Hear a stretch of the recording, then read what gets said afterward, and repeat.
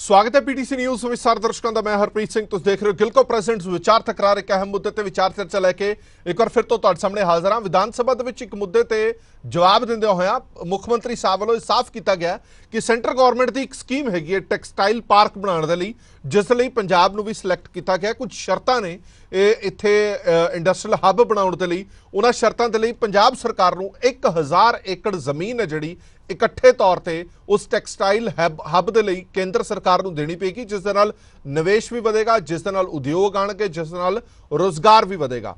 इतों तक भी दावा किया जा रहा है कि काफ़ी हद तक निशानदेही है उस जमीन की उस थां की कर ली गई है और जल्दी ही वो जी सपुर्दगी है केंद्र सरकार को कर दी जाएगी तो उत्थे टैक्सटाइल हब बनाया जाएगा। एक मुद्दा फिर तो चर्चा दे विच है मत्तेवाड़ा जंगल।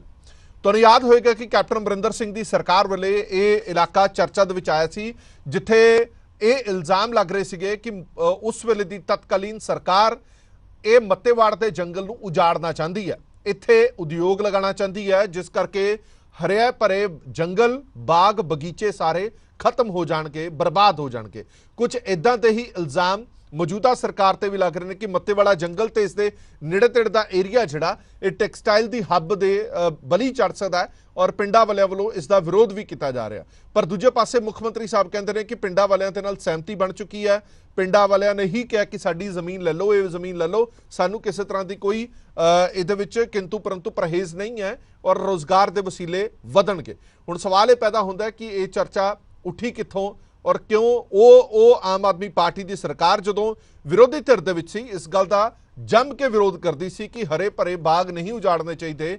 वपार के नाते उद्योगिक घराणियां के नाते जदों असीं जंगल उजाड़ते हैं तो वातावरण खत्म कर रहे हैं, लोगों का जीना दुर्भर कर रहे हैं। पहला ही बहुत सारिया गलतियां हो चुकी हैं जिहड़ियां दोबारा नहीं होनियां चाहिए। तो अज 1000 एकड़ जमीन खुद क्यों केंद्र के हवाले की जा रही है, इस पर विचार चर्चा लैके हाजिर हुए हैं। नॉन पोलीटिकल डिबेट हैगी है, किसी भी पोलीटिकल पार्टी को नहीं सद्या गया। उसका रीजन है कि ये समझना बड़ा जरूरी है कि मुद्दा आखिरकार है की है। साडे नाल दो खास मेहमान ने, रणजोत सिंह मैंबर ने पब्लिक एक्शन कमेटी मत्तेवाड़ा तो, इस दे नाल ही मनिंदरजीत सिंह बावा साहब ने, किसान भी ने, समाज सेवक भी ने और ये भी इस मुद्दे दे नाल जुड़े हुए ने। दोवें मेहमानों का बहुत बहुत स्वागत है इस सारी विचार चर्चा दे विच। मोटी मोटी जानकारी मैं तुहानूं दर्शकों को जरूर दे देवां। जिवें मैं पहलां दस्सिआ कि मुख्यमंत्री साहब ने विधान सभा दे विच ऐलान किया 1000 एकड़ जमीन इकट्ठी चाहिए है ये टैक्सटाइल हब बनाने के लिए। जो दावा मुख्यमंत्री साहब वालों किया जा रहा है कि किहड़े-किहड़े पिंड ने, वो तुहानूं मैं मोटी मोटी जानकारी दे देना। वो कहते हैं कुंभ कलां, गड़ी फजल, हैदरनगर, गरचा, सेखोवाल ते सलेमपुर, ये कुछ पिंड ने जिन्हां दी निशानदेही की गई है। लगभग 900 एकड़ तो वध जमीन है जिहड़ी वो असीं अक्वायर कर ली है। कुछ पंचायती जमीन सी, पंचायतां नूं पैसा दे के वो पुड्डां नूं दित्ती गई है। कुछ जमीन जिहड़ी सीगी वो असीं एक्वायर कीती है। तो कुल मिला के जिहड़ी जमीन है वो 900 एकड़ तो वध बनदी है जिहड़ी एक्वायर की जा चुकी है। और नाल ही उन्होंने भी कहा कि इन्हां सारियां थावां ते जिन्ने भी पिंड ने वो सारे सहमत ने इत्थे एक हब बनाने के लिए, क्योंकि रोजगार वधेगा और वसीले वधणगे, निवेश वधेगा, जिस दे नाल सूबा तरक्की की लहर नूं छूएगा। रणजोत सिंह होरां तो सब तो पहला एक रिएक्शन लेने। रणजोत सिंह जी, सब तो पहले तो मैं ये समझना चाहना कि इस पूरे मुद्दे का मत्तेवाड़ा जंगल के नाल कोई लेना देना है? क्योंकि मुख्यमंत्री साहब वालों जिन्हां पिंडां का नाम लिया गया और जिन्हां पिंडां की जमीन एक्वायर करने का दावा किया गया, वो तो कहते हैं कि पिंड वाले बड़े खुश ने, पिंडां वालियां दी पूरी सहमति है। सो सब तो पहला मैं दर्शकों को दसना चाहना जी कि जिहड़ा मत्तेवाड़ा फॉरेस्ट रिजर्व और इहदे आले दुआले जिहड़े पिंड ने सेखेवाल, गड़ी फजल ते होर पिंड ने जिहड़े, उहदे दो पासे जंगल है जी ते तीसरे पासे सतलुज दरिया है। ठीक है। ते इत्थे जिहड़े पिंड बसे हुए है ये ज़्यादातर पाकिस्तान जदों उजाड़ा होया जी तो उन्हां लोकां नूं ये ज़मीनां अलाट होईयां सी वाहीयोग करन लई। ते जदों दरिया पिछे हट गया तो वो अपनी इत्थे वाहीयोग जमीन नूं वाहंदे रहे। ते उन्हां ने बड़े साल हाई कोर्ट तक, सुप्रीम कोर्ट तक केस लड़ के पंचायतां ने ये जमीन अपने नाम कराई। उस तो बाद कैप्टन अमरिंदर सिंह की सरकार दे वेले पिंडां वालियां ते दबाव पा के, प्रैशर पा के ये जमीन जिहड़ी है एक्वायर की गई जी। ते इहदे विच दो मुद्दे ने। हाँ। ਇੱਕ ਤਾਂ ਮੱਤੇਵਾੜਾ ਰਿਜ਼ਰਵ ਫੋਰੈਸਟ ਹੈ ਜੀ, ਜਿਹਦੇ ਕਰਕੇ ਕਿ ਉੱਥੋਂ ਇੱਕ ਜਿਹੜੀ ਸੜਕ ਲੰਘਦੀ ਹੈ ਜਿਹੜੀ ਰਾਹੋਂ ਵੱਲ ਕ੍ਰਾਸ ਕਰਦੀ ਹੈ, ਹਾਂਜੀ ਉਹ ਸੜਕ ਬਣਾਉਣ ਤੇ ਵੀ ਨੈਸ਼ਨਲ ਗ੍ਰੀਨ ਟ੍ਰਿਬਿਊਨਲ ਵੱਲੋਂ ਪਾਬੰਦੀ ਲੱਗੀ ਹੋਈ ਹੈ।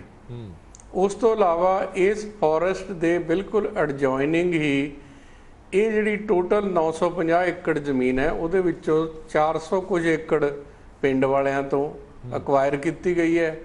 ਕੁਝ ਇੱਥੇ ਪਹਿਲਾਂ ਪੋਟੈਟੋ ਰਿਸਰਚ ਫਾਰਮ ਸੀਗਾ, ਭੇਡਾਂ ਦਾ ਰਿਸਰਚ ਫਾਰਮ ਸੀ ਜਿਹੜਾ ਕਿ ਬੰਦ ਵਰਗਾ ਸੀ, ਤੇ ਉਹ ਜਿਹੜੀਆਂ ਜ਼ਮੀਨਾਂ ਨੇ ਅਕਵਾਇਰ ਕੀਤੀਆਂ ਕੈਪਟਨ ਸਰਕਾਰ ਵੇਲੇ। ਤੇ ਉਸ ਤੋਂ ਬਾਅਦ ਜਿਹੜੇ ਇਹਦੇ ਦੋਨੋਂ ਪਾਸੇ ਜਿੱਥੇ ਮੈਂ ਦੱਸਿਆ ਕਿ ਜੰਗਲ ਹੈ ਜੀ, ਉਹਦੇ ਨਾਲ ਨਾਲ ਦੂਜੇ ਪਾਸੇ ਸਤਲੁਜ ਦਰਿਆ ਹੈ।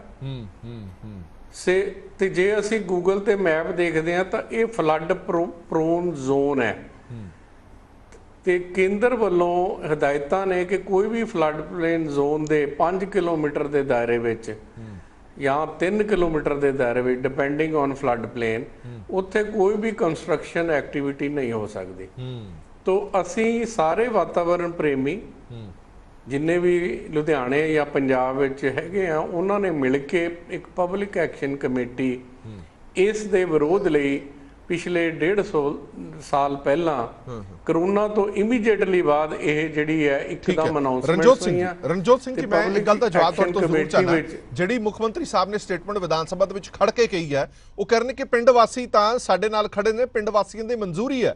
ਕੋਈ ਇੱਕ ਵੀ ਪਿੰਡ ਵਾਸੀ ਅਜਿਹਾ ਨਹੀਂ ਹੈ ਜਿਹਨੇ ਇਤਰਾਜ਼ ਜਤਾਇਆ ਹੋਵੇ। ਉਹਨਾਂ ਨੇ ਨਾਮ ਲਿਆ ਸਾਰੇ ਪਿੰਡਾਂ ਦੇ, ਗੜੀ ਫਜ਼ਲ, ਕੁੰਭ ਕਲਾਂ, ਸਲੇਮਪੁਰ, ਇਹਨਾਂ ਪਿੰਡਾਂ ਦਾ ਨਾਮ ਲਿਆ ਉਹਨਾਂ ਨੇ ਕਿ ਪਿੰਡ ਵਾਲਿਆਂ ਨੇ ਹਮਾਇਤ ਕੀਤੀ ਹੈ ਕਿ ਠੀਕ ਹੈ ਇੱਥੇ ਹੱਬ ਬਣਨਾ ਚਾਹੀਦਾ।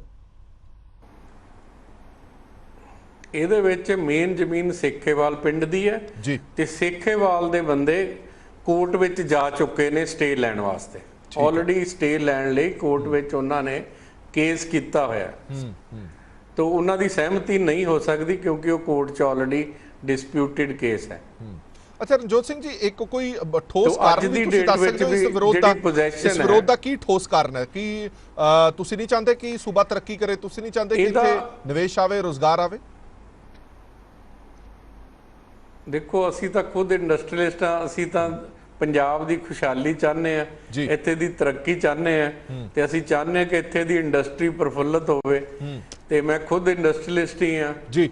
ਪਰ ਜਿੱਥੇ ਜਿੱਥੇ ਇੰਡਸਟਰੀਅਲਿਸਟ ਆ, ਮੈਂ ਇੱਕ ਇਨਸਾਨ ਵੀ ਹਾਂ ਔਰ ਇੱਕ এনवायरमेंट ਨੂੰ ਪਿਆਰ ਕਰਨ ਵਾਲਾ, ਕੁਦਰਤ ਨੂੰ ਪਿਆਰ ਕਰਨ ਵਾਲਾ ਇਨਸਾਨ ਹੈ। ਤਾਂ ਇਸ ਕਰਕੇ ਮੈਨੂੰ ਲੱਗਦਾ ਹੈ ਕਿ ਜੇ ਅਸੀਂ ਕੁਦਰਤ ਨਾਲ ਖਿਲਵਾੜ ਕਰਦੇ ਹਾਂ, ਔਰ ਇਹਦਾ ਸਿੱਧਾ ਸੰਬੰਧ ਇਹ ਹੈ ਕਿ ਉਸ ਜਗ੍ਹਾ ਤੇ ਹਮੇਸ਼ਾ ਪਿਛਲੇ 1.5 ਸਾਲ ਤੋਂ ਟੈਕਸਟਾਈਲ ਪਾਰਕ ਹੀ ਅਨਾਉਂਸ ਹੋ ਰਿਹਾ। ਟੈਕਸਟਾਈਲ ਪਾਰਕ ਹੀ ਪਹਿਲਾਂ ਇਹਦਾ ਨਾਮ ਬਦਲ ਕੇ ਮਾਡਰਨ ਇੰਡਸਟਰੀਅਲ ਪਾਰਕ ਕਰ ਦਿੱਤਾ, ਹੁਣ ਇਹਨੂੰ ਕੂਮਕਲਾ ਇੰਡਸਟਰੀਅਲ ਪਾਰਕ। ਕੂਮਕਲਾ ਤੋਂ ਤਾਂ ਇਹ ਨੇੜੇ ਤੇੜੇ ਵੀ ਨਹੀਂ ਹੈਗਾ ਕਿਉਂਕਿ ਕੂਮਕਲਾ ਤਹਿਸੀਲ ਹੈ, ਬਿਲਕੁਲ ਠੀਕ, ਤੇ ਉਹਦੇ ਤਾਂ ਲਾਗੇ ਛਾਗੇ ਵੀ ਨਹੀਂ ਹੈਗਾ। ਮਤਲਬ ਲੋਕਾਂ ਦਾ ਧਿਆਨ ਹਟਾਉਣ ਦੇ ਲਈ ਕਿ ਉੱਥੇ ਦੀ ਜਿਹੜੀ ਮੱਤੇਵਾੜਾ ਦਾ ਜ਼ਿਕਰ ਤੱਕ ਨਹੀਂ ਕੀਤਾ ਜਾ ਰਿਹਾ, ਹੁਣ ਲੋਕਾਂ ਦਾ ਜ਼ਿਕਰ ਤੱਕ ਨਹੀਂ ਕੀਤਾ ਜਾ ਰਿਹਾ ਕਿਉਂਕਿ ਮੱਤੇਵਾੜਾ ਦੇ ਬਿਲਕੁਲ ਨਾਲ ਇਹ ਕੰਧ ਜਿਹੜੀ ਹੈ ਇੰਡਸਟਰੀਅਲ ਏਰੀਏ ਦੀ ਆਉਂਦੀ ਹੈ। ਦੂਸਰੇ ਪਾਸੇ ਜਿਹੜਾ ਸਤਲੁਜ ਦਾ ਬੰਨ ਹੈ, ਤੁਸੀਂ ਬੰਨ, ਤੇ ਉਹਦੇ ਉੱਪਰ ਹੀ ਇੰਡਸਟਰੀਅਲ ਪਾਰਕ ਆਏਗਾ ਜਿਹੜਾ ਕਿ ਲੋ ਲਾਇੰਗ ਏਰੀਆ, ਫਲੱਡਿੰਗ ਹੋਏਗੀ ਔਰ ਕਿਸੇ ਵੇਲੇ ਵੀ ਹੜ੍ਹਾਂ ਦੀ ਮਾਰ ਨਾਲ ਇਹ ਏਰੀਆ ਡੁੱਬ ਸਕਦਾ ਹੈ।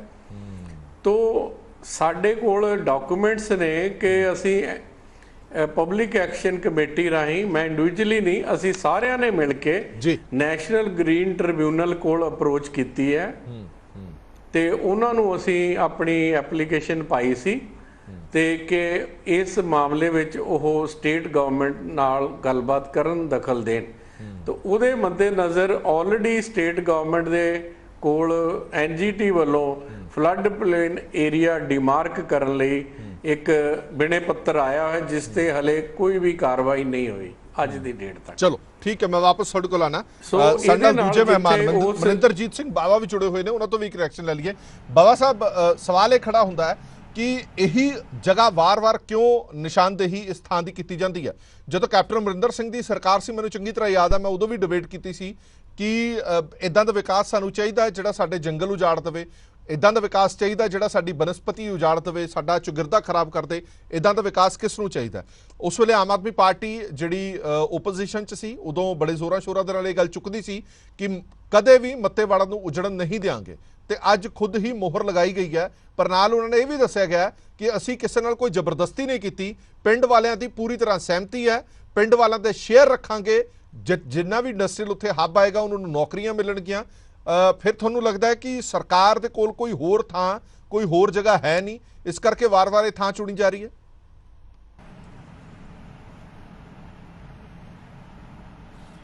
ਸਰ ਹਰਪ੍ਰੀਤ ਸਿੰਘ ਜੀ, ਪਹਿਲਾਂ ਤਾਂ ਮੈਂ ਤੁਹਾਡਾ ਬਹੁਤ ਧੰਨਵਾਦ ਕਰਦਾ। ਤੁਸੀਂ ਇਹ ਵੀ ਕਰੋ ਇਸ ਅਹਿਮ ਮਸਲੇ ਨੂੰ, ਵਾਤਾਵਰਣ ਦੇ ਮਸਲੇ ਨੂੰ ਜੁੜੇ ਹੋਏ ਨੂੰ ਇਹ ਵੀ ਕਰੋ ਅੱਜ ਇਸ ਦੀ ਡਿਬੇਟ ਰੱਖੀ ਹੈ ਜੀ। ਮੈਂ ਆਪ ਜੀ ਦੇ ਧਿਆਨ ਦੇ ਵਿੱਚ ਇਹ ਗੱਲ ਲਿਆਉਣੀ ਚਾਹੁੰਦਾ ਕਿ ਇਹ ਤੁਸੀਂ ਪੁੱਛਿਆ ਵੀ ਇਸ ਜਗ੍ਹਾ ਨੂੰ ਬਾਰ-ਬਾਰ ਕਿਉਂ ਟਾਰਗੇਟ ਕੀਤਾ ਜਾਂਦਾ। ਇੱਥੇ ਸਰਕਾਰੀ ਜਗ੍ਹਾ ਜਿਹੜੀ ਸੀ, ਆਲੂ ਬੀਜ ਫਾਰਮ ਜਿਹੜਾ ਕਿ ਪੰਜਾਬ ਗੌਰਮੈਂਟ ਦਾ ਸੀ, ਸ਼ੀਪ ਫਾਰਮ ਜਿਹੜਾ ਕਿ ਐਨੀਮਲ ਹਸਬੈਂਡਰੀ ਪੰਜਾਬ ਗੌਰਮੈਂਟ ਦਾ ਸੀ, ਉਹਨਾਂ ਦਾ ਹੀ ਹੈ ਵੀ ਰਿਸਰਚ ਸੈਂਟਰ ਸੀਗਾ ਪਿਗਰੀ ਤੇ, ਉਹ ਹੈ ਵੀ ਕਰੋ ਉੱਥੇ ਮੌਜੂਦ ਸੀਗਾ। ਔਰ ਇੱਕ ਐਨੀਮਲ ਹਸਬੈਂਡਰੀ ਦਾ ਹੀ ਫੌਡਲ ਸੀਡ ਫਾਰਮ ਸੀਗਾ ਜਿੱਥੇ ਇਹ ਵੀ ਕਰੋ ਜਾਨਵਰਾਂ ਲਈ ਇਹ ਵੀ ਕਰੋ ਚਾਰਾ ਦੀ ਰਿਸਰਚ ਹੁੰਦੀ ਸੀ, ਪੈਦਾ ਹੁੰਦਾ ਸੀ। ਇਹ ਸਾਰੀਆਂ ਜਗ੍ਹਾ ਆਲਰੇਡੀ ਸਰਕਾਰ ਦੀਆਂ ਸੀਗੀਆਂ। ਇੱਥੋਂ ਕਿਸੇ ਪਲੈਨਿੰਗ ਦੇ ਤਹਿਤ ਇਹਨਾਂ ਨੂੰ ਹੌਲੀ ਹੌਲੀ ਇਹ ਵੀ ਕਰੋ ਬੰਦ ਕਰਕੇ ਇਹ ਵੀ ਕਰੋ ਇਹਨਾਂ ਨੂੰ, ਇਹ ਫਾਰਮਾਂ ਨੂੰ ਖਤਮ ਕੀਤਾ ਗਿਆ। ਇਹਨਾਂ ਦੀ ਨਿਗਾਹ ਇਸ ਜਗ੍ਹਾ ਤੇ ਸੀਗੀ ਵੀ ਹਾਂ ਵੀ ਆਪਾਂ ਇਹ ਫ੍ਰੀ ਦੇ ਵਿੱਚ ਇਹ ਵੀ ਕਰੋ ਆਪਾਂ ਨੂੰ ਆ ਜਾਣੀ ਆ। ਉਹਦੇ ਤੋਂ ਬਾਅਦ ਕੀ ਸੀਗਾ, ਬਦਕਿਸਮਤੀ ਕੀ ਸੀ, ਇਸ ਜ਼ਮੀਨ ਦੇ ਸੈਂਟਰ ਦੇ ਵਿੱਚ ਜਿਹੜਾ ਸੇਖੋਵਾਲ ਪਿੰਡ ਹੈ, ਉਸ ਪਿੰਡ ਦੀ ਪੰਚਾਇਤ ਦੀ ਜ਼ਮੀਨ ਹੈ ਜੀ, 400 ਕਿੰਨੇ ਏਕੜ ਜੀ। ਇਹਨਾਂ ਨੇ ਇਹ ਵੀ ਕਹਿ ਇਹਨੂੰ ਈਜ਼ੀ ਟਾਰਗੇਟ ਵੀ ਆਪਾਂ ਨੂੰ ਉਹ 400 ਏਕੜ ਦੇ ਇਹ ਵੀ ਕਰੋ 18 ਲੱਖ ਰੁਪਏ ਦੇ ਹਿਸਾਬ ਨਾਲ ਇਹਨਾਂ ਨੇ ਇਹ ਆ ਵੀ ਪੈਸੇ ਪੰਚਾਇਤ ਦੇ ਵੀ ਧੱਕੇ ਨਾਲ ਰਾਤ ਨੂੰ ਸਰਪੰਚ ਨੂੰ ਚੱਕ ਕੇ ਰਜਿਸਟਰੀ ਕਰਾ ਲਈ 8 ਵਜੇ ਤਹਿਸੀਲ ਖੋਲ ਕੇ, ਜਿਹਦਾ ਵਿਰੋਧ ਵੀ ਹੋਇਆ। ਮੇਰਾ ਯਾਨੀ ਤੁਹਾਨੂੰ ਇਹ ਦੱਸਣ ਦਾ ਕਿਸਾਨ ਹੋਣ ਦੇ ਨਾਤੇ ਮੈਂ ਦੱਸਦਾ ਵੀ ਇਹ ਸਰਕਾਰ ਬਹੁਤ ਬਲੰਡਰ ਕਰਨ ਜਾ ਰਹੀ ਹੈ, ਜਿਹੜੀ ਕਿ ਪੰਜਾਬ ਦੀ ਸਾਰਿਆਂ ਨੂੰ ਫਰਟਾਈਲ ਲੈਂਡ ਹੈ, ਜਿੱਥੇ ਤੁਸੀਂ ਸੋਚ ਸਕਦੇ ਹੋ ਆਲੂਆਂ ਦਾ ਬੀਜ ਪੈਦਾ ਹੁੰਦਾ ਹੋਵੇ, ਸਬਜ਼ੀਆਂ ਦਾ ਬੀਜ ਪੈਦਾ ਹੁੰਦਾ ਹੋਵੇ, ਹਾਰਟੀਕਲਚਰ ਡਿਪਾਰਟਮੈਂਟ ਦੇ ਬਾਗ ਹੋਣ ਔਰ ਫਾਡਰ ਸੀਡ ਫਾਰਮ ਹੋਵੇ।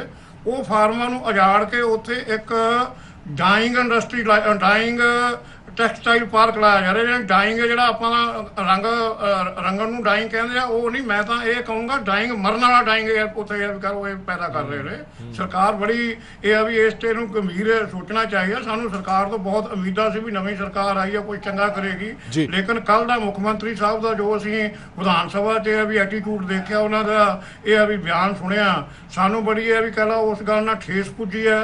ਇਹਦੇ 'ਚ ਮੈਂ ਤੁਹਾਨੂੰ ਦੱਸ ਦੇਣਾ ਚਾਹੁੰਦਾ, ਇਹ ਆ ਵੀ ਮੁੱਖ ਮੰਤਰੀ ਸਾਹਿਬ ਨੇ ਤਾਂ ਇਹ ਵੀ 5 ਪਿੰਡਾਂ ਦੇ ਨਾਂ ਨੇ ਨਾ, ਉੱਥੇ 11 ਪਿੰਡ ਨੇ ਜੀ। ਗੜੀ ਫਾਜ਼ਲ, ਗੜੀ ਸ਼ੇਰੂ, ਗੜੀ ਤੋਗੜ, ਮਾਛੀਆਂ ਕਲਾਂ, ਮਾਛੀਆਂ ਖੁਰਦ, ਸੇਲਕਿਆਣਾ, ਬੋੜੇ, ਸਲੇਮਪੁਰ, ਗਰਚਾ, ਹੈਦਰਨਗਰ, ਕਾਲੇਵਾਲ ਤੇ ਸੇਖੋਵਾਲ। ਸਿਰਫ ਸੇਖੋਵਾਲ ਪਿੰਡ ਦੀ ਜ਼ਮੀਨ ਤੇ ਸੇਲਕਿਆਣਾ ਪਿੰਡ ਦੀਆਂ ਪੰਚਾਇਤਾਂ ਦੀ ਜ਼ਮੀਨ ਇਹਨਾਂ ਨੇ ਲਈ ਹੈ ਧੱਕੇ ਨਾਲ। ਬਾਕੀ ਪਿੰਡ ਕੋਈ ਇਹਨਾਂ ਨਾਲ ਸਹਿਮਤ ਨਹੀਂ, ਕਿਉਂ ਬਾਕੀ ਸਾਰੀ ਸਰਕਾਰੀ ਜ਼ਮੀਨ ਆ। ਮੈਂ ਮੁੱਖ ਮੰਤਰੀ ਸਾਹਿਬ ਨੂੰ ਇਹ ਪੁੱਛਣਾ ਚਾਹੁੰਦਾ ਵੀ ਜਨਾਬ ਤੁਸੀਂ ਇਹ ਵੀ ਕਹ ਲਓ, ਮੈਂ ਤੁਹਾਨੂੰ ਇੱਕ ਸਿਚੁਏਸ਼ਨ ਸਮਝਾ ਦਿੰਦਾ ਪਹਿਲਾਂ, ਉਹ ਤੋਂ ਬਾਅਦ ਮੈਂ ਪਬਲਿਕ ਦੀ ਗੱਲ ਕਰਦਾ ਜੀ। ਉੱਥੇ ਕੀ ਹੈਗਾ ਜੀ, ਈਸਟ ਵਾਲੇ ਪਾਸੇ ਇਹ ਵੀ ਕਹ ਲਓ ਜੰਗਲ ਹੈ, ਵੈਸਟ ਵਾਲੇ ਪਾਸੇ ਜੰਗਲ ਹੈ, ਨਾਰਥ ਵਾਲੇ ਪਾਸੇ ਜੰਗਲ ਹੈ, ਔਰ ਸਾਊਥ ਵਾਲੇ ਪਾਸੇ ਇਹ ਵੀ ਕਹ ਲਓ ਜਿਹੜਾ ਹੈਗਾ ਉਹ ਸਤਲੁਜ ਦਰਿਆ ਹੈ। ਉਹਦੀ ਤੁਸੀਂ ਲੋਕੇਸ਼ਨ ਸਮਝ ਗਏ ਜੀ। ਆਪਣਾ ਇਹ ਵੀ ਕਹ ਲਓ ਇੱਕ ਆਪਣਾ ਇਹ ਵੀ ਇੱਕ 12 ਬਾਈ 12 ਦਾ ਕਮਰਾ ਹੋਵੇ, ਸਮਝ ਗਿਆ। ਉਸ ਕਮਰੇ ਦੇ ਇਹ ਵੀ ਕਹ ਲਓ ਸੈਂਟਰ 'ਚ ਲਿਆ ਕੇ ਕੋਈ ਇਹ ਵੀ ਕੋਲੇ ਵਾਲੀ ਪੱਠੀ ਰੱਖ ਦੇਵੇ, ਆਪਣਾ ਜਿਉਣਾ ਹੈ ਵੀ ਕੀ ਹੋਊਗਾ। ਜਾਨੀ ਮੈਂ ਮੁੱਖ ਮੰਤਰੀ ਸਾਹਿਬ ਤੇ ਹੈਰਾਨ ਆ ਵੀ ਹਾਂ ਮੁੱਖ ਮੰਤਰੀ ਸਾਹਿਬ ਨੇ ਕਦੇ ਉੱਥੇ ਇਹ ਵੀ ਕਹ ਲਓ ਜਾ ਕੇ, ਹਾਂ ਇਹਨਾਂ ਦੇ ਲੀਡਰ ਜਿਹੜੇ ਸੀਗੇ ਇਹ ਆ ਵੀ ਸਾਹਿਬ ਕੁਲਤਾਰ ਸਿੰਘ ਸੰਧਵਾ ਸਪੀਕਰ ਸਾਹਿਬ, ਇਹ ਆ ਵੀ ਬੀਬੀ, ਇਹ ਆ ਵੀ ਜਿਹੜੇ MLA ਨੇ ਜਗਰਾਓਂ ਤੋਂ ਇਹ ਵੀ ਮਾਣੂਕੇ ਜੀ, ਔਰ ਇਹਨਾਂ ਦੇ ਜਿਹੜੇ ਫਾਈਨੈਂਸ ਮਿਨਿਸਟਰ ਨੇ ਸਾਹਿਬ ਹਰਪਾਲ ਸਿੰਘ ਚੀਮਾ, ਇਹਨਾਂ ਨੇ ਇਹ ਵੀ ਕਹ ਲਓ ਉਦੋਂ ਜਦੋਂ ਇਹ ਸਰਕਾਰ ਨੇ ਧੱਕੇ ਨਾਲ ਜ਼ਮੀਨ ਇਹ ਵੀ ਕਹ ਲਓ ਹਥਿਆਈ ਹੈ ਸੇਖੋਵਾਲ ਪਿੰਡ ਦੀ, ਆਪ ਉੱਥੇ ਜਾ ਕੇ ਇਹਨਾਂ ਦੇ ਇੱਕ ਆਮ ਆਦਮੀ ਪਾਰਟੀ ਦੇ ਕਿਸੇ ਲੀਡਰ ਨੇ ਕੋਲ ਖੜ ਕੇ ਗ੍ਰਾਮ ਸਭਾ ਦਾ ਮਤਾ ਪਵਾਇਆ ਹੋਇਆ ਜੀ। ਉਹ ਗ੍ਰਾਮ ਸਭਾ ਦਾ ਮਤਾ ਪੈਣ ਦੇ ਬਾਵਜੂਦ ਇਹਨਾਂ ਨੇ ਰਜਿਸਟਰੀ ਕਰਾ ਲਈ। ਸਰਕਾਰ ਨੂੰ ਬੜਾ ਇਹਦੇ ਤੇ ਗੰਭੀਰ ਵਿਚਾਰ ਕਰਨਾ ਚਾਹੀਦਾ। ਅਸੀਂ ਮੈਂ ਤੁਹਾਨੂੰ ਫੇਰ ਦੋ ਗੱਲਾਂ ਦਾ ਜਵਾਬ ਦਿਓ, ਜਿਹੜੀ ਸੀਐਮ ਸਾਹਿਬ ਨੇ ਸਪੀਚ मेरी गल सुन लो, मैं सवाल सुन लो। सीएम साहब ने जिहड़ी स्पीच दी ਉਹਦੇ ਵਿੱਚ ਉਹਨਾਂ ਨੇ ਇਹ ਕਿਹਾ ਦੋ ਗੱਲਾਂ ਅਸੀਂ ਯਕੀਨੀ ਕਰਾਂਗੇ। ਪਹਿਲੀ ਗੱਲ ਅਸੀਂ ਇਹ ਯਕੀਨੀ ਬਣਾਵਾਂਗੇ ਕਿ ਉੱਥੇ ਕੈਮੀਕਲ ਰਹਿਤ ਫੈਕਟਰੀਆਂ ਲੱਗਣ, ਕਿਸੇ ਤਰ੍ਹਾਂ ਦਾ ਵੀ ਕੋਈ ਕੈਮੀਕਲ ਯੂਜ਼ ਨਹੀਂ ਹੋਵੇਗਾ ਉੱਥੇ, ਪਹਿਲੀ ਗੱਲ। ਦੂਜੀ ਗੱਲ ਉਹ ਇਹ ਕਹਿੰਦੇ ਨੇ ਕਿ ਵਾਤਾਵਰਣ ਦੇ ਨਾਲ ਕਿਸੇ ਤਰ੍ਹਾਂ ਦਾ ਕੋਈ ਸਮਝੌਤਾ ਨਹੀਂ ਹੋਏਗਾ ਜਦੋਂ ਉੱਥੇ ਕੋਈ ਇੰਡਸਟਰੀ ਲੱਗੇਗੀ। ਇਹ ਕਿਵੇਂ ਪੋਸੀਬਲ ਹੋ ਸਕਦਾ ਹੈ ਕਿ ਹਰੇ ਭਰੇ ਜੰਗਲ ਦੇ ਵਿੱਚ ਤੁਸੀਂ ਇੱਕ ਇੰਡਸਟਰੀ ਲਾਉਣ ਜਾ ਰਹੇ ਹੋ ਔਰ ਇਹ ਕਹਿ ਰਹੇ ਹੋ ਕਿ ਇੱਥੇ ਕਿਸੇ ਤਰ੍ਹਾਂ ਦਾ ਵਾਤਾਵਰਣ ਨਾਲ ਛੇੜਛਾੜ ਨਹੀਂ ਹੋਏਗੀ? ਕੀ ਉੱਥੇ ਅਜਿਹੀ ਕੋਈ ਲੈਂਡ ਹੈ, ਤੁਸੀਂ ਉੱਥੋਂ ਦੇ ਵਸਨੀਕ ਹੋ, ਕਿ ਇੰਡਸਟਰੀ ਲੱਗ ਜੇ ਬਿਨਾਂ ਜੰਗਲ ਕੱਟਿਆ?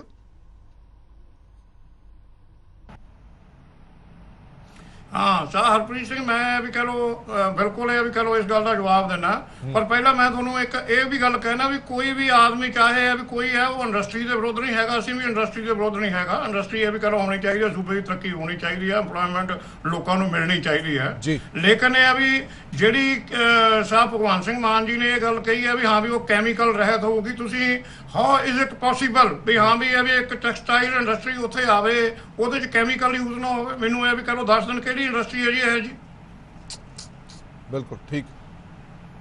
ਤੁਸੀਂ ਮੇਰੀ ਗੱਲ ਨੂੰ ਸਮਝ ਸਕਦੇ ਹੋ ਨਾ? ਇਹ ਸਿਰਫ ਇੱਕ ਪਲਾਨ ਕੀ ਹੈਗਾ, ਲੁਧਿਆਣੇ ਦੇ ਵਿੱਚ ਸਾਡੇ ਡਾਈਂਗ ਇੰਡਸਟਰੀ ਨੇ ਆ ਵੀ ਸਾਡੇ ਬੁੱਢੇ ਨਾਲੇ ਦਾ ਸੱਤਿਆਨਾਸ਼ ਕਰਤਾ ਜੀ ਜੀ। ਉਹ ਉੱਥੇ ਪਹਿਲਾਂ ਜਗ੍ਹਾ ਜਿਹੜੀਆਂ ਸੀਗੀਆਂ ਉਹ ਥੋੜੀਆਂ ਖੁੱਲੀਆਂ ਸੀਗੀਆਂ, ਹੁਣ ਲੁਧਿਆਣਾ ਸ਼ਹਿਰ ਬਹੁਤ ਵੱਧ ਗਿਆ। ਉਹ ਇਹ ਵੀ ਕਹ ਲਓ ਉਹਨਾਂ ਨੂੰ ਉੱਥੇ ਬੜੀਆਂ ਪ੍ਰੋਬਲਮ ਹੈ ਵੀ ਕਹ ਲਓ ਆ ਰਹੀਆਂ ਨੇ, ਵੀ ਕਹ ਲਓ ਲੋਕ ਤੰਗ ਹੋਏ ਨੇ, ਮੁਜ਼ਾਹਰੇ ਕਰਦੇ ਨੇ, ਹਰੇਕ ਇਲੈਕਸ਼ਨ 'ਚ ਮੁੱਦਾ ਬਣਦਾ। ਇਹ ਸਿਰਫ ਥੋੜਾ ਜਿਹਾ ਆ ਵੀ ਸਾਹ ਸੌਖਾ ਕਰਨ ਲਈ ਔਰ ਡਾਈਂਗ ਇੰਡਸਟਰੀ ਨੂੰ ਹੋਰ ਖੁੱਲੇ ਗੱਫੇ ਦੇਣ ਲਈ ਇਹ ਵੀ ਕਹ ਲਓ ਇਹ ਜਿਹੜੀ ਲੈਂਡ ਹੈ ਇਹ ਵੀ ਕਹ ਲਓ ਵਰਤੀ ਜਾ ਰਹੀ ਹੈ। ਮੈਂ ਤਾਂ ਇਹ ਵੀ ਭਗਵੰਤ ਸਿੰਘ ਮਾਨ ਜੀ ਨੂੰ ਕਹਿਣਾ ਵੀ ਅੱਛਾ ਇੱਕ ਹੋਰ ਤੁਹਾਨੂੰ ਮੈਂ ਮਜ਼ੇਦਾਰ ਗੱਲ ਸੁਣਾਵਾਂ। ਪੰਜਾਬ ਦਾ ਸਾਰਿਆਂ ਨਾਲੋਂ ਜਿਹੜਾ ਪੀਣਯੋਗ ਸਾਫ਼ ਪਾਣੀ ਹੈ ਉਹ ਉਸ ਏਰੀਆ ਦੇ ਵਿੱਚ ਹੈ, ਮੱਤੇਵਾੜੇ ਦੇ ਸਤਲੁਜ ਦੇ ਬਿਲਕੁਲ ਨਾਲ ਲੱਗਦਾ ਤੇ ਉਹ ਰੀਚਾਰਜ ਹੁੰਦਾ। ਕੀ ਭਗਵੰਤ ਸਿੰਘ ਮਾਨ ਜੀ ਇਹ ਵੀ ਕਹਿ ਲਾ ਇਸ ਗੱਲ ਦਾ ਜਵਾਬ ਦੇਣਗੇ ਵੀ ਜਦੋਂ ਇਹ ਇੰਡਸਟਰੀ ਲੱਗੇਗੀ ਕਿੰਨੇ ਲੱਖ ਲੀਟਰ, ਆਪਾਂ ਰੋਜ਼ ਤਾਂ ਗੱਲਾਂ ਕਰਦੇ ਹਾਂ ਝੋਨਾ ਲੇਟ ਵੀ ਜਿਹੜੀ ਪਾਣੀ ਬਚਾਓ, ਉੱਥੇ ਕਿੰਨੇ ਲੱਖ ਲੀਟਰ ਅਰਬਾਂ ਲੀਟਰ ਰੋਜ਼ ਪਾਣੀ ਕੱਢਣਗੇ ਔਰ ਉਹਨੂੰ ਗੰਦਾ ਕਰਕੇ ਫਿਰ ਸਤਲੁਜ 'ਚ ਪਾਉਣਗੇ ਔਰ ਅੱਗੇ ਉਹ ਜਾ ਕੇ ਉਹੀ ਲੋਕ ਵਿਚਾਰੇ ਮਾਰ ਰਹੇ। ਰਣਜੋਤ ਸਿੰਘ ਹੋਰਾਂ ਤੋਂ ਇੱਕ ਸਵਾਲ ਦਾ ਜਵਾਬ ਲੈਣਾ। ਰਣਜੋਤ ਸਿੰਘ, ਤੁਸੀਂ ਬਤੌਰ ਇੰਡਸਟਰੀਅਲਿਸਟ ਮੈਂ ਤੁਹਾਡੇ ਤੋਂ ਜਵਾਬ ਚਾਹੁੰਦਾ। ਰਣਜੋਤ ਸਿੰਘ ਜੀ, ਸਵਾਲ ਇਹ ਹੈ ਕਿ ਪੰਜਾਬ ਦੇ ਵਿੱਚ ਕੋਈ ਅਜਿਹੀ ਥਾਂ ਹੈਗੀ ਹੈ ਜਿੱਥੇ ਦੀ ਨਿਸ਼ਾਨਦੇਹੀ ਕੀਤੀ ਜਾ ਸਕੇ ਇਸ ਇੰਡਸਟਰੀਅਲ ਹੱਬ ਦੇ ਲਈ? ਚਲੋ ਜੇ ਇੱਕ ਪ੍ਰੋਜੈਕਟ ਕੋਈ ਆ ਰਿਹਾ, ਕੇਂਦਰ ਸਰਕਾਰ ਇੱਕ ਪ੍ਰੋਜੈਕਟ ਦੇ ਰਹੀ ਹੈ, ਤਾਂ ਆਪਾਂ ਸਿਰਫ ਇਹ ਕਹਿ ਕੇ ਨਾ ਪ੍ਰੋਜੈਕਟ ਨੂੰ ਮਨਾ ਕਰ ਦਈਏ ਕਿ ਸਾਡੇ ਕੋਲ ਹਰੇ ਭਰੇ ਜੰਗਲ ਅਸੀਂ ਨਹੀਂ ਕੱਟਣੇ। ਕੀ ਪੰਜਾਬ ਦੇ ਵਿੱਚ ਤੁਹਾਨੂੰ ਲੱਗਦਾ ਕਿ ਕੋਈ ਥਾਂ ਐਸੀ ਹੈਗੀ ਹੈ ਜਿਹੜੀ ਇਹਨੂੰ ਛੱਡ ਕੇ ਨਿਸ਼ਾਨਦੇਹੀ ਕੀਤੀ ਜਾ ਸਕਦੀ ਹੈ, ਪਰ ਉਹਦੀ ਨਿਸ਼ਾਨਦੇਹੀ ਨਹੀਂ ਕੀਤੀ ਜਾ ਰਹੀ, ਇਹਦੀ ਨਿਸ਼ਾਨਦੇਹੀ ਜ਼ਰੂਰ ਕੀਤੀ ਜਾ ਰਹੀ ਹੈ? ਪੰਜਾਬ ਦੇ ਵਿੱਚ ਸਾਡੇ 22 ਜ਼ਿਲ੍ਹੇ ਨੇ, ਉਹਨਾਂ ਵਿੱਚ ਕਈ ਜ਼ਿਲ੍ਹੇ ਅੰਡਰ ਡਿਵੈਲਪ ਨੇ ਜਿੱਥੇ ਇੰਡਸਟਰੀ ਨਹੀਂ ਹੈਗੀ। ਤਾਂ ਉਹਨਾਂ ਸੂਬਿਆਂ ਵਿੱਚ ਜਗ੍ਹਾਵਾਂ ਵੀ ਹੈਗੀਆਂ। ਰੋਪੜ ਡਿਸਟ੍ਰਿਕਟ ਹੈ, ਸੰਗਰੂਰ ਡਿਸਟ੍ਰਿਕਟ ਹੈ, ਬਠਿੰਡਾ ਡਿਸਟ੍ਰਿਕਟ ਹੈ, ਲੁਧਿਆਣੇ ਦੇ ਨਾਲ ਲੱਗਦੇ ਮਾਛੀਵਾੜਾ ਏਰੀਆ ਜਿਹੜਾ ਪਹਿਲਾਂ ਹੀ ਕਲਰ ਵਾਲੀ ਜ਼ਮੀਨ ਹੈ, ਉਪਜਾਊ ਜ਼ਮੀਨ ਨਹੀਂ ਹੈ, ਤੇ ਉੱਥੇ ਇਹੋ ਜਿਹੀ ਇੰਡਸਟਰੀ ਸਥਾਪਿਤ ਕੀਤੀ ਜਾ ਸਕਦੀ ਹੈ। ਪਰ ਸਾਡਾ ਦੋ ਮੁੱਦੇ ਨੇ ਜੀ। ਇੱਕ ਪਹਿਲਾ ਮੁੱਦਾ ਹੈ ਕਿ ਜਿਹੜੀ ਲੁਧਿਆਣੇ ਦੀ ਟੈਕਸਟਾਈਲ ਇੰਡਸਟਰੀ ਹੈ ਜਿਹੜੀ ਹੁਣ ਚੱਲ ਰਹੀ ਹੈ, ਉਹਦੇ ਤੇ ਲੱਖਾਂ ਕਰੋੜਾਂ ਰੁਪਇਆ ਖਰਚ ਕਰਨ ਦੇ ਬਾਵਜੂਦ ਬੁੱਢਾ ਨਾਲਾ ਜਿਹੜਾ ਬੁੱਢਾ ਦਰਿਆ ਹੁੰਦਾ ਸੀ, ਪਵਿੱਤਰ ਦਰਿਆ ਮੰਨਿਆ ਜਾਂਦਾ ਸੀ, ਉਸ ਵਿੱਚ ਲੋਕ ਇਸ਼ਨਾਨ ਕਰਦੇ ਸੀ, ਅੱਜ ਉੱਥੋਂ ਨੱਕ ਤੇ ਬੰਦ ਕਰਕੇ ਲੰਘਣਾ ਪੈਂਦਾ ਤੇ ਉਹਦਾ ਕਾਲਾ ਪਾਣੀ ਹੋ ਚੁੱਕਿਆ। ਤੇ ਇਹ ਜਿਹੜਾ ਬੁੱਢਾ ਨਾਲਾ ਵਾ ਬਣ ਗਿਆ, ਇਹ ਸਾਡਾ ਡਾਈਂਗ ਇੰਡਸਟਰੀ ਨਾਲ ਬਣਿਆ, ਇਹ ਕੋਈ ਡੋਮੈਸਟਿਕ ਇਨਫਲੂਐਂਟ ਨਾਲ ਨਹੀਂ ਬਣਿਆ। ਦੂਜੀ ਗੱਲ, ਜਦੋਂ ਟੈਕਸਟਾਈਲ ਇੰਡਸਟਰੀ ਹੋਰ ਵੱਡੇ ਪੱਧਰ ਤੇ ਜਿਹਨੂੰ ਜ਼ਿਆਦਾ ਜਗ੍ਹਾ ਮਿਲ ਗਈ ਤੇ ਸਸਤੀ ਜਗ੍ਹਾ ਮਿਲ ਗਈ ਤੇ ਉਹ ਫਿਰ ਸਤਲੁਜ ਨੂੰ ਪੋਇਜ਼ਨ ਕਰੇਗੀ। ਤੇ ਉਸ ਤੋਂ ਵੀ ਇੱਕ ਬਹੁਤ ਵੱਡਾ ਮੁੱਦਾ ਜਿਹੜਾ ਹੈਗਾ ਆ ਕਿ ਇਹ ਜਿਹੜਾ ਪਾਣੀ ਹੈ, ਜੇ ਤੁਸੀਂ ਬੁੱਢੇ ਨਾਲੇ ਦਾ ਸਰਵੇ ਕਰਾਓ, ਇਹ ਪਾਣੀ ਜਿੱਥੇ ਜਾ ਕੇ ਸਤਲੁਜ ਦਰਿਆ ਵਿੱਚ ਪੈਂਦਾ ਹੈ, ਜੇ ਤੁਸੀਂ ਉੱਥੇ ਦੀ ਵੀਡੀਓ ਦੇਖੋ, ਉੱਥੇ ਦਾ ਰੰਗ ਦੇਖੋ, ਤੇ ਤੁਸੀਂ ਹੈਰਾਨ ਰਹਿ ਜਾਓਗੇ। ਇੱਕ ਪਾਸੇ ਬਿਲਕੁਲ ਪਹਾੜਾਂ ਤੋਂ ਸਾਫ਼ ਪਾਣੀ ਆ ਰਿਹਾ, ਦੂਜੇ ਪਾਸੇ ਬਿਲਕੁਲ ਕਾਲਾ ਨਕੋਰ ਪਾਣੀ ਆ ਰਿਹਾ। ਉੱਥੇ ਉਹ ਰਲ ਕੇ ਫਿਰ ਅੱਗੇ ਤੁਹਾਡੇ ਬਠਿੰਡੇ ਤੱਕ ਕੈਂਸਰ ਦੀ ਨਹਿਰ ਬਣਦੀ ਹੈ। ਤੇ ਜਿਹੜੇ ਅਬੋਹਰ ਫਾਜ਼ਿਲਕਾ ਡਿਸਟ੍ਰਿਕਟ ਨੇ ਸਾਡੇ, ਜਿੱਥੋਂ ਇੱਕ ਨਹਿਰ ਵੀ ਅਸੀਂ ਕੱਢੀ ਹੋਈ ਹੈ ਹਰੀਕੇ ਪੱਤਨ ਤੋਂ ਲੈ ਕੇ, ਉੱਥੇ ਦੀ ਇਕੁਐਟਿਕ ਲਾਈਫ, ਉੱਥੇ ਦੇ ਜਿਹੜੇ ਜਾਨਵਰ ਨੇ, ਪਸ਼ੂ ਨੇ, ਉਹ ਮਰ ਰਹੇ ਨੇ। ਅਸੀਂ ਉਹਨਾਂ ਦੀ ਸਾਂਭ ਸੰਭਾਲ ਤਾਂ ਕਰ ਨਹੀਂ ਪਾਏ ਤੇ ਅਸੀਂ ਇਸ ਜਗ੍ਹਾ ਨੂੰ ਜਿਹੜੀ ਕਿ ਪਹਿਲਾਂ ਹੀ ਗੁਰੂ ਗੋਬਿੰਦ ਸਿੰਘ ਮਹਾਰਾਜ ਦੀ ਚਰਨ ਛੋਹ ਪ੍ਰਾਪਤ ਮਾਛੀਵਾੜੇ ਵਾਲੀ ਇਹ ਸਾਰੀ ਜੰਗਲ ਵਾਲੀ ਧਰਤੀ ਸੀ। ਇਹਦੇ ਵਿੱਚ ਹੁਣ ਥੋੜਾ ਜਿਹਾ ਇੱਕ ਜੰਗਲ ਰਹਿ ਗਿਆ ਮਾਛੀਵਾੜਾ ਤੇ ਸਿੱਖੋਵਾਲ ਦਾ, ਉਹਦੇ ਵੀ ਅਸੀਂ ਨਾਲ ਜੇ ਧੂਏ ਵਾਲੀਆਂ ਫੈਕਟਰੀਆਂ ਗੰਦ ਵਾਲੀਆਂ ਫੈਕਟਰੀਆਂ ਲਗਾ ਦੇਵਾਂਗੇ ਤਾਂ ਉਹ ਜੰਗਲ ਵੀ ਨਹੀਂ ਬਚੇਗਾ, ਉੱਥੇ ਦੇ ਜਾਨਵਰ ਵੀ ਨਹੀਂ ਬਚਣਗੇ। ਹਾਂ, ਜੇ ਅਸੀਂ ਉਸ ਏਰੀਆ ਨੂੰ ਡਿਵੈਲਪ ਕਰਨਾ ਹੈ, ਸਾਡੇ ਕੋਲ ਸਸਤਾ ਲੈਂਡ ਅਵੇਲੇਬਲ ਹੈ, ਗਵਰਨਮੈਂਟ ਕੋਲ ਅਵੇਲੇਬਲ ਹੈ, ਤਾਂ ਉੱਥੇ ਜੋ ਅੱਜ ਆਉਣ ਵਾਲੇ ਸਮੇਂ ਵਿੱਚ ਸਾਡੇ ਬੱਚੇ ਸਾਡੇ ਨੌਜਵਾਨ ਬਾਹਰ ਨੂੰ ਭੱਜ ਰਹੇ ਹੈ, ਤਾਂ ਉੱਥੇ ਬਹੁਤ ਵੱਡਾ IT ਪਾਰਕ ਬਣਾਇਆ ਜਾ ਸਕਦਾ ਹੈ, ਬਾਇਓਡਾਇਵਰਸਿਟੀ ਪਾਰਕ ਬਣਾਇਆ ਜਾ ਸਕਦਾ ਹੈ ਤੇ ਕੰਪਿਊਟਰ ਤੇ ਮੈਂ ਇੱਕ ਦੋ ਟਰਮਸ ਯੂਜ਼ ਕਰਦਾ, ਇੱਕ ਆਰਟੀਫੀਸ਼ੀਅਲ ਇੰਟੈਲੀਜੈਂਸ ਹੈ, ਬਿਲਕੁਲ ਠੀਕ ਹੈ, ਜਿਹਦੀ ਕਿ ਰਿਸਰਚ ਵਾਸਤੇ ਉੱਥੇ ਇੱਕ ਇੰਸਟੀਚਿਊਟ ਖੜੀ ਕੀਤੀ ਜਾ ਸਕਦੀ ਹੈ। ਬਹੁਤ ਸਾਰੇ ਆਪਸ਼ਨਸ ਨੇ ਤੇ ਤਾਂ ਕਿ ਆਉਣ ਵਾਲੇ ਭਵਿੱਖ ਵਿੱਚ ਜਿਹੜੀਆਂ ਹਾਂ ਤੇ ਬਹੁਤ ਸਾਰੀਆਂ ਇੰਡਸਟਰੀਜ਼ ਨੇ ਜਿਹੜੀਆਂ ਪੋਲੂਸ਼ਨ ਨਹੀਂ ਕ੍ਰੀਏਟ ਕਰਦੀਆਂ, ਤਾਂ ਉਸ ਤਰ੍ਹਾਂ ਦੀ ਇੰਡਸਟਰੀ ਵੀ ਉੱਥੇ ਪ੍ਰਪੋਜ਼ ਕੀਤੀ ਜਾ ਸਕਦੀ ਹੈ। ਹਾਂ, ਜੇ ਇੰਡਸਟਰੀ ਅਸੀਂ ਨਹੀਂ ਵੀ ਲਗਾਣੀ ਤਾਂ ਉੱਥੇ ਇੱਕ ਬਹੁਤ ਅੱਛਾ ਟੂਰਿਜ਼ਮ ਦਾ ਪੋਟੈਂਸ਼ੀਅਲ ਹੈ।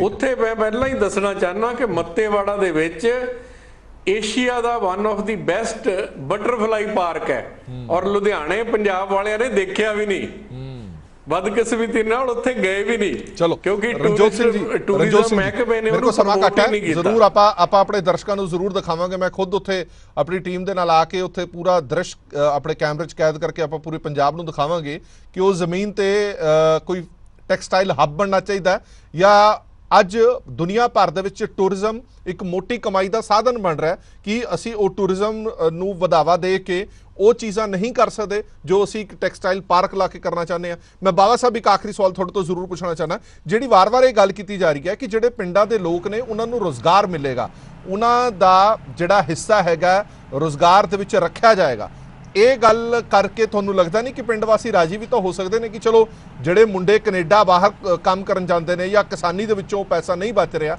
ਉਹ ਫਿਰ ਰੋਜ਼ਗਾਰ ਮਿਲ ਜਾਏਗਾ ਉਹਨਾਂ ਨੂੰ ਘਰ ਬੈਠੇ ਬਿਠਾਏ?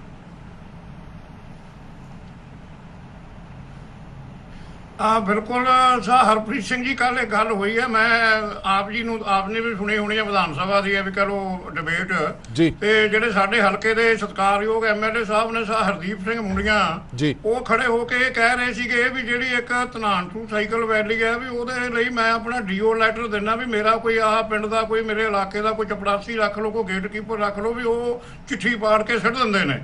ਤੁਸੀਂ ਇਹ ਦੇਖ ਲਓ ਵੀ ਹਾਂ ਵੀ ਉਹ ਜੇ ਉੱਥੇ ਜਿੰਨਾ ਕੁ ਰੁਜ਼ਗਾਰ ਆ ਵੀ ਮਿਲਿਆ, ਕਿ ਹੁਣ ਅੱਗੇ ਵਾਲੀ ਇੰਡਸਟਰੀ ਨਹੀਂ ਰਹੀ ਵੀ ਜਿੱਥੇ ਕੋਈ ਬਹੁਤ ਜ਼ਿਆਦਾ ਹੱਥਾਂ ਦੀ ਲੋੜ ਆ, ਹੁਣ ਤਾਂ ਕੰਪਿਊਟਰਾਈਜ਼ ਹੈਗਾ ਜੀ। ਇਹ ਤੁਹਾਡੇ ਸਾਹਮਣੇ ਕਿੰਨੀਆਂ ਨੌਕਰੀਆਂ ਲੋਕਾਂ ਦੀਆਂ ਚਲੇ ਗਈਆਂ, ਸਭ ਗਮਰਾਹ ਕਰਨ ਵਾਲੀਆਂ ਗੱਲਾਂ ਨੇ। ਸਰਕਾਰ ਆ ਵੀ ਕਹ ਲਓ ਗਲਤ ਕਰ ਰਹੀ ਆ। ਮੇਰੀ ਇੱਕ ਬੇਨਤੀ ਆ, ਮੈਂ ਐਡ ਆਨ ਕਰਦਾ ਵੀ ਉੱਥੇ ਜਿਵੇਂ ਸਰ ਰਣਜੋਤ ਸਿੰਘ ਨੇ ਜਿਹੜੀ ਇੰਡਸਟਰੀ ਦੀ ਗੱਲ ਕੀਤੀ ਆ, ਉਹਦੇ ਨਾਲ ਇੱਕ ਤੁਸੀਂ ਸਪੋਰਟਸ ਹੈ ਵੀ ਐਕਟੀਵਿਟੀ ਜਿਹੜੀ ਪੰਜਾਬ ਦੇ ਵਿੱਚ ਕੋਈ ਹੈ ਹੀ ਨਹੀਂ। ਸਤਲੁਜ ਦੇ ਵਿੱਚੋਂ ਪਾਣੀ ਹੈ ਵੀ ਘੁਮਾ ਕੇ ਆ ਵੀ ਕਹ ਲਓ ਕੱਢਿਆ ਜਾ ਸਕਦਾ, ਉਹ 1000 ਏਕੜ ਦੇ ਵਿੱਚ ਹੀ ਉੱਥੇ ਸਪੋਰਟਸ ਹੈ ਵੀ ਕਹ ਲਓ ਵਾਟਰ ਸਪੋਰਟਸ ਹੈ ਵੀ ਕਹ ਲਓ ਬਹੁਤ ਅੱਛਾ ਬਣ ਸਕਦਾ। ਇਹ ਬਹੁਤ ਚੀਜ਼ਾਂ ਨੇ ਜਿਹੜੀਆਂ ਬਹੁਤ ਰੈਵਨਿਊ ਜਨਰੇਟ ਕਰਨਗੀਆਂ, ਔਰ ਇਹ ਵੀ ਇਲਾਕੇ ਨੂੰ ਵੀ ਕੋਈ ਨੁਕਸਾਨ ਨਹੀਂ ਹੋਇਆ, ਰੁਜ਼ਗਾਰ ਵੀ ਮਿਲੇਗਾ ਲੋਕਾਂ ਨੂੰ। ਜੀ, ਬਹੁਤ ਬਹੁਤ ਧੰਨਵਾਦ ਦੋਵੇਂ ਮਹਿਮਾਨਾਂ ਦਾ ਇਸ ਪੂਰੀ ਵਿਚਾਰ ਚਰਚਾ ਦੇ ਲਈ। ਦੋਵੇਂ ਮਹਿਮਾਨਾਂ ਨੇ ਪੂਰੀ ਤਾਕਤ ਇੱਕ ਹੋਰ ਅਹਿਮ ਮੁੱਦੇ ਤੇ ਵਿਚਾਰ ਚਰਚਾ ਲੈ ਕੇ ਤੁਹਾਡੇ ਸਾਹਮਣੇ ਹਾਜ਼ਰ ਹਾਂ। ਨਵੀਂ ਆਬਕਾਰੀ ਨੀਤੀ, ਜਿਸ ਤੋਂ ਪੰਜਾਬ ਸਰਕਾਰ ਨੂੰ ਬੜੀਆਂ ਉਮੀਦਾਂ ਨੇ ਕਿ ਜਿਹੜੀ ਅਸੀਂ ਨਵੀਂ ਐਕਸਾਈਜ਼ ਪਾਲਿਸੀ ਲੈ ਕੇ ਆਏ ਹਾਂ, ਆਬਕਾਰੀ ਨੀਤੀ ਲੈ ਕੇ ਆਏ ਹਾਂ, ਉਸ ਦੇ ਨਾਲ ਕਮਾਈ ਵਧੇਗੀ, ਸ਼ਰਾਬ ਸਸਤੀ ਹੋਏਗੀ, ਕਮਾਈ ਵਧੇਗੀ। ਇੱਥੋਂ ਤੱਕ ਕਿ 40% ਦਾ ਮਾਲੀਆ ਵਧਣ ਦਾ ਅਨੁਮਾਨ ਹੈ ਜਿਹੜਾ ਉਹ ਪੰਜਾਬ ਸਰਕਾਰ ਲਗਾ ਰਹੀ ਹੈ। ਦਰਅਸਲ ਪੰਜਾਬ ਸਰਕਾਰ ਦਾ ਇਹ ਦਾਅਵਾ ਹੈ ਕਿ ਸ਼ਰਾਬ ਪੰਜਾਬ ਦੇ ਵਿੱਚ ਮਹਿੰਗੀ ਹੋਣ ਕਰਕੇ ਸ਼ਰਾਬ ਦੇ ਜਿਹੜੇ ਸ਼ੌਕੀਨ ਨੇ ਜਾਂ ਸ਼ਰਾਬ ਜਿਹੜੀ ਸਮਗਲ ਹੁੰਦੀ ਹੈ ਉਹ ਬਾਕੀ ਸੂਬਿਆਂ ਤੋਂ ਹੁੰਦੀ ਹੈ, ਭਾਵ ਚੰਡੀਗੜ੍ਹ ਤੋਂ ਲਾ ਲਓ, ਹਰਿਆਣਾ ਤੋਂ ਜਾਂ ਹਿਮਾਚਲ ਤੋਂ ਲਾ ਲਓ, ਜਿੱਥੇ ਜਿੱਥੇ ਵੀ ਸ਼ਰਾਬ ਸਸਤੀ ਹੈ ਉੱਥੋਂ ਸਮਗਲ ਹੋ ਕੇ ਆਉਂਦੀ ਹੈ ਜਾਂ ਸ਼ਰਾਬ ਪੀਣ ਦੇ ਸ਼ੌਕੀਨ ਨੇ ਜਿਹੜੇ ਉੱਥੋਂ ਉਹ ਲਿਆ ਕੇ ਸ਼ਰਾਬ ਪੀਂਦੇ ਨੇ। ਨਵੀਂ ਐਕਸਾਈਜ਼ ਪਾਲਿਸੀ, ਨਵੀਂ ਜਿਹੜੀ ਆਬਕਾਰੀ ਨੀਤੀ ਹੈ, ਇਸ ਦੇ ਨਾਲ ਸ਼ਰਾਬ ਦੇ ਰੇਟ ਘੱਟ ਕੀਤੇ ਜਾਣਗੇ, ਜਿਸ ਦੇ ਨਾਲ ਖਪਤ ਸ਼ਰਾਬ ਦੀ ਜਿਹੜੀ ਉਹ ਪੰਜਾਬ ਦੇ ਵਿੱਚ ਵਧੇਗੀ ਤੇ ਜਿਸ ਦੇ ਨਾਲ ਮਾਲੀਆ ਵੀ ਵਧੇਗਾ। ਪਰ ਇਸ ਤੇ ਕਈ ਤਰ੍ਹਾਂ ਦੇ ਕਿੰਤੂ ਪਰੰਤੂ ਕੀਤੇ ਜਾ ਰਹੇ ਨੇ। ਕਿੰਤੂ ਪਰੰਤੂ ਕੀਤੇ ਜਾ ਰਹੇ ਨੇ ਪੁਰਾਣੇ ਸ਼ਰਾਬ ਦੇ ਠੇਕੇਦਾਰਾਂ ਵੱਲੋਂ ਜਾਂ ਫਿਰ ਜਿਨ੍ਹਾਂ ਦੇ ਕੋਲ ਪਹਿਲਾਂ ਠੇਕੇ ਸੀਗੇ, ਉਹਨਾਂ ਵੱਲੋਂ ਇਹ ਇਲਜ਼ਾਮ ਲਾਇਆ ਗਿਆ ਕਿ ਦੋ ਕੁ ਕਾਰਪੋਰੇਟ ਘਰਾਣੇ ਨੇ ਜਿਨ੍ਹਾਂ ਨੂੰ ਹੋਲੀ ਸੋਲੀਏ ਅਧਿਕਾਰ ਦਿੱਤੇ ਜਾ ਰਹੇ ਨੇ ਕਿ ਤੁਹਾਨੂੰ ਹੀ ਦਿੱਤਾ ਜਾਏਗਾ, ਉਹ ਅੱਗੇ ਡਿਸਟ੍ਰੀਬਿਊਟ ਕਰਨਗੇ ਠੇਕੇਦਾਰਾਂ ਨੂੰ। ਇਸ ਤੇ ਕਈ ਤਰ੍ਹਾਂ ਦੇ ਵਿਵਾਦ ਵੀ ਨੇ। ਕਿਉਂ ਵਿਵਾਦ ਨੇ ਇਹ ਸਮਝਣ ਦੀ ਕੋਸ਼ਿਸ਼ ਕਰਾਂਗੇ ਔਰ ਇਹ ਮਸਲਾ ਹਾਈ ਕੋਰਟ ਦੇ ਵਿੱਚ ਚਲਾ ਗਿਆ। 4 ਪਟੀਸ਼ਨਾਂ ਇਸ ਦੇ ਖਿਲਾਫ ਪਈਆਂ, ਜਿਸ ਤੇ ਹਾਈ ਕੋਰਟ ਨੇ ਨੋਟਿਸ ਜਾਰੀ ਕਰਦਿਆਂ ਹੋਇਆ ਨੋਟਿਸ ਪੰਜਾਬ ਸਰਕਾਰ ਤੇ ਭਗਵੰਤ ਸਿੰਘ ਮਾਨ ਸੀਐਮ ਪੰਜਾਬ ਨੂੰ ਜਾਰੀ ਕੀਤਾ ਕਿ ਤੁਹਾਡੀ ਨਵੀਂ ਆਬਕਾਰੀ ਨੀਤੀ ਤੇ ਰੋਕ ਕਿਉਂ ਨਾ ਲਾਈ ਜਾਵੇ, ਇਸ ਤੇ ਤੁਸੀਂ ਆਪਣਾ ਜਵਾਬ ਦਿਓ। ਹੁਣ ਇਹ ਪੂਰਾ ਮੁੱਦਾ ਹਾਈ ਕੋਰਟ ਦੇ ਵਿੱਚ ਪਹੁੰਚ ਚੁੱਕਾ ਹੈ। ਨਵੀਂ ਆਬਕਾਰੀ ਨੀਤੀ ਪੁਰਾਣੇ ਠੇਕੇਦਾਰਾਂ ਨੂੰ ਕਿਉਂ ਨਹੀਂ ਚੰਗੀ ਲੱਗ ਰਹੀ, ਇਸ ਬਾਰੇ ਚਰਚਾ ਲੈ ਕੇ ਹਾਜ਼ਰ ਹਾਂ। ਸਾਡੇ ਨਾਲ ਖਾਸ ਮਹਿਮਾਨ ਮੌਜੂਦ ਨੇ। ਸਭ ਤੋਂ ਪਹਿਲਾਂ ਜਾਣ ਪਛਾਣ ਕਰਾ ਦੇਣੇ ਮਹਿਮਾਨਾਂ ਦੇ ਨਾਲ। ਅਰਮਾਨਜੋਤ ਬਰਾੜ ਸਾਹਿਬ ਮੌਜੂਦ ਨੇ, ਲਿਕਰ ਦੇ ਠੇਕੇਦਾਰ ਨੇ, ਪੁਰਾਣੇ ਠੇਕੇਦਾਰ ਨੇ, ਉਹ ਸਾਡੇ ਨਾਲ ਮੌਜੂਦ ਨੇ। ਐਡਵੋਕੇਟ ਦਿਲਪ੍ਰੀਤ ਸਿੰਘ ਗਾਲਦੀ ਸਾਹਿਬ ਮੌਜੂਦ ਨੇ, ਵਕੀਲ ਨੇ ਪੰਜਾਬ ਹਰਿਆਣਾ ਹਾਈ ਕੋਰਟ ਦੇ। ਹਰਮਨ ਸਿੱਧੂ ਜੀ ਪ੍ਰੈਜ਼ੀਡੈਂਟ ਨੇ ਅਰਾਈਵ ਸੇਫ ਤੇ। ਬਹੁਤ ਬਹੁਤ ਸਵਾਗਤ ਹੈ ਤਿੰਨੇ ਮਹਿਮਾਨਾਂ ਦਾ। ਮੈਂ ਸ਼ੁਰੂਆਤ ਅਰਮਾਨਜੋਤ ਬਰਾੜ ਹੋਰਾਂ ਤੋਂ ਕਰਦਾ। ਬਰਾੜ ਸਾਹਿਬ, ਇਹ ਜਿਹੜੀ ਨਵੀਂ ਨੀਤੀ ਹੈ, ਨਵੀਂ ਆਬਕਾਰੀ ਨੀਤੀ ਹੈ, ਜਿਸ ਨਾਲ 2 ਚੀਜ਼ਾਂ ਸਰਕਾਰ ਕਹਿ ਰਹੀ ਹੈ ਕਿ ਚੰਗੀਆਂ ਹੋਣ ਜਾ ਰਹੀਆਂ ਨੇ। ਇੱਕ ਪਾਸੇ ਸਾਡੀ ਕਮਾਈ ਵਧੇਗੀ, ਮਾਲੀਆ ਵਧੇਗਾ, ਲੋਕਾਂ ਨੂੰ ਸ਼ਰਾਬ ਸਸਤੀ ਮਿਲੇਗੀ। ਇਸ ਦਾ ਵਿਰੋਧ ਕਿਉਂ ਹੋ ਰਿਹਾ? ਸਰ, ਸਾਡੇ ਜਿਹੜੇ ਇਸ ਨੂੰ ਵਿਰੋਧ ਕਰਨ ਦੇ ਜਿਹੜੇ ਕਾਰਨ ਨੇ, ਬੜੇ ਮੂਲ ਕਾਰਨ, ਬੜੇ ਫੰਡਾਮੈਂਟਲ ਕਾਜ਼ਸ ਨੇ ਜੀ। ਸਭ ਤੋਂ ਪਹਿਲਾਂ ਜਿਹੜਾ ਬੰਦਾ ਹੁਣ ਕਾਰੋਬਾਰ ਕਰਦਾ ਸੀਗਾ, ਇਹ ਸਰਕਲ ਜਿਹੜੇ ਹੁੰਦੇ ਸੀ, ਜਿਹੜਾ ਵੀ ਐਕਸਾਈਜ਼ ਦਾ ਸਾਨੂੰ ਕਾਰੋਬਾਰ ਮਿਲਦਾ ਹੈ, ਇਹ ਸਰਕਲ ਦੇ ਹਿਸਾਬ ਨਾਲ ਮਿਲਦਾ। ਇਹਨੂੰ ਐਕਸਾਈਜ਼ ਦਾ ਇੱਕ ਸਰਕਲ ਕਿਹਾ ਜਾਂਦਾ ਹੈ, ਤੇ ਜਿਹਦੇ ਚ ਕੁਝ ਏਰੀਆ ਸਾਨੂੰ ਅਲਾਟ ਕੀਤਾ ਜਾਂਦਾ ਵੀ ਇਸ ਏਰੀਏ 'ਚ ਸਾਡੇ ਠੇਕੇ ਹੋਣਗੇ। ਠੀਕ ਹੈ। ਜਿਹੜਾ ਇੱਕ ਸਰਕਲ ਦੀ ਅੱਜ ਕੱਲ ਕੀਮਤ ਸੀ ਪੂਰਾ ਸਾਲ ਦੇ ਵਿੱਚ ਜੋ ਅਸੀਂ ਰੈਵਨਿਊ ਸਰਕਾਰ ਨੂੰ ਦੇਣਾ ਸੀ 7-8 ਕਰੋੜ ਦਾ ਹੁੰਦਾ ਸੀ। ਠੀਕ ਹੈ। ਜੋ ਵਧਾ ਕੇ 30 ਕਰੋੜ ਰੁਪਇਆ ਕਰਤਾ। ਜਿਹੜਾ ਹੁਣ ਸਾਡੇ ਵਰਗੇ ਬੰਦੇ ਜਿਨ੍ਹਾਂ ਕੋਲੇ ਪੂੰਜੀ ਥੋੜੀ ਹੈ, ਸੀਮਿਤ ਹੈ, ਜਿਹੜੇ ਮਿਡਲ ਪਰਿਵਾਰਾਂ ਚੋਂ ਨੇ, ਜਿਹੜੇ ਐਕਚੁਅਲ ਚ ਆਮ ਆਦਮੀ ਨੇ ਜੀ, ਉਹਨਾਂ ਨੂੰ ਤਾਂ ਕੰਮ ਮਿਲੇਗਾ ਹੀ ਨਹੀਂ, ਕਿਉਂਕਿ 30 ਕਰੋੜ ਰੁਪਇਆ ਜਟਾਉਣਾ ਸਾਡੇ ਵੱਸ ਦੀ ਗੱਲ ਨਹੀਂ। ਸੈਕਿੰਡ ਗੱਲ ਇਹ ਹੈ, ਜਦੋਂ ਇਹ ਸਰਕਾਰ ਆਈ ਸੀ, ਜਿਹੜਾ ਸਾਡਾ ਸਭ ਤੋਂ ਵੱਡਾ ਆਬਜੈਕਸ਼ਨ, ਜਿਹਨੂੰ ਲੈ ਕੇ ਮੈਂ ਖੁਦ ਹਾਈ ਕੋਰਟ ਪਟੀਸ਼ਨ ਪਾਈ ਹੋਈ ਹੈ, ਮੈਂ ਉਸ ਪਟੀਸ਼ਨ ਚ ਪਾਰਟੀ ਹਾਂ ਸਰ, ਉਹ ਇਹ ਹੈ ਵੀ 11 ਮਾਰਚ ਨੂੰ ਸਰਕਾਰ ਬਣਦੀ ਹੈ ਤੇ ਫਿਰ ਵੀ ਸਰਕਾਰ ਕੋਲੇ 20 ਦਿਨ ਸੀਗੇ ਡਿਸਾਈਡ ਕਰਨ ਲਈ ਵੀ ਅੱਗੇ 31 ਮਾਰਚ ਤੋਂ ਬਾਅਦ ਪਾਲਿਸੀ ਕਿੱਦਾਂ ਦੀ ਬਣਾਉਣੀ। ਉਦੋਂ ਤਾਂ ਇਹਨਾਂ ਨੇ ਸਾਨੂੰ ਪੁਰਾਣੇ ਹੀ ਜਿਹੜੇ ਸਰਕਲ ਪੁਰਾਣੀਆਂ ਸਰਕਾਰਾਂ ਦੇ ਅਲਾਟ ਕੀਤੇ ਹੋਏ ਸੀ, ਉਹ ਸਾਨੂੰ 3 ਮਹੀਨਿਆਂ ਲਈ ਰੀਨਿਊ ਕਰਤੇ। ਸਾਨੂੰ 3 ਮਹੀਨਿਆਂ ਦਾ ਜਿਹੜਾ ਕੋਟਾ ਦਿੱਤਾ ਗਿਆ ਸ਼ਰਾਬ ਦਾ, ਉਹਦੇ ਚ 12% ਦੀ ਇਨਕਰੀਜ਼ ਪਾਈ ਜਾਂਦੀ ਹੈ 3 ਮਹੀਨਿਆਂ ਦੇ ਪ੍ਰਪੋਰਸ਼ਨਲ। ਠੀਕ ਹੈ। ਔਰ ਇਸ 3 ਮਹੀਨਿਆਂ ਚ ਸਾਨੂੰ 5% ਐਡੀਸ਼ਨਲ ਕੋਟਾ ਵੀ ਧੱਕੇ ਨਾਲ ਚੁਕਾਇਆ ਜਾਂਦਾ ਵੀ ਜੇ ਤੁਸੀਂ ਇਹ ਨਹੀਂ ਚੱਕੋਗੇ ਤੁਹਾਨੂੰ ਨਾਨ ਲਿਫਟਿੰਗ ਦੀ ਪੈਨਲਟੀ ਪਊਗੀ। ਅਸੀਂ ਉਹ ਵੀ ਚੱਕਿਆ। ਔਰ ਸਾਡੀ ਲਾਸਟ ਲਿਫਟਿੰਗ 25 ਜੂਨ ਦੀ ਹੈ ਸਰ, ਔਰ 25 ਜੂਨ ਨੂੰ ਅਸੀਂ ਕੋਟਾ ਚੱਕ ਕੇ 30 ਜੂਨ ਤੱਕ ਕਿਵੇਂ ਵੇਚਾਂਗੇ? 5 ਦਿਨ ਦੇ ਵਿੱਚ। ਹਾਂ, 5 ਦਿਨ ਚ ਸਾਨੂੰ ਵੇਚਣ ਲਈ ਕਹਿ ਦਿੱਤਾ ਗਿਆ। ਅਸੀਂ ਇਸ ਚੀਜ਼ ਦੇ ਬਿਲਕੁਲ ਹੱਕ ਚ ਆ ਵੀ ਸ਼ਰਾਬ ਸਸਤੀ ਹੋਣੀ ਚਾਹੀਦੀ ਹੈ। ਜੋ ਸਾਨੂੰ ਸਮਗਲਿੰਗ ਹੁੰਦੀ ਸੀ, ਸਾਨੂੰ ਵਾਧੂ ਸਟਾਫ ਸਮਗਲਿੰਗ ਰੋਕਣ ਲਈ ਰੱਖਣਾ ਪੈਂਦਾ ਸੀ, ਸਾਡੀ ਬੱਚਤ ਹੋਏਗੀ। ਅਸੀਂ ਬਿਲਕੁਲ ਇਸ ਗੱਲ ਦੇ ਹੱਕ ਚ ਆ, ਪਰ ਸਾਨੂੰ ਸੜਕਾਂ ਤੇ ਲਿਆਉਣ ਦਾ ਕੰਮ ਤਾਂ ਸਰਕਾਰ ਨੇ ਉਦੋਂ ਕਰਤਾ ਜਦੋਂ 2500 ਦੀ ਇੱਕ ਦੇਸੀ ਸ਼ਰਾਬ ਦੀ ਪੇਟੀ ਸਾਨੂੰ 25 ਜੂਨ ਨੂੰ ਦੇ ਕੇ 1 ਜੁਲਾਈ ਤੋਂ ਕਹਿ ਰਹੇ ਨੇ ਤੁਸੀਂ ਜੀ ਇਹ 600 ਦੀ ਵੇਚੋ। ਜੋ 1900 2000 ਦਾ ਲਾਸ ਹੈ, ਉਹ ਅਸੀਂ ਕਿਵੇਂ ਬੀਅਰ ਕਰਾਂਗੇ?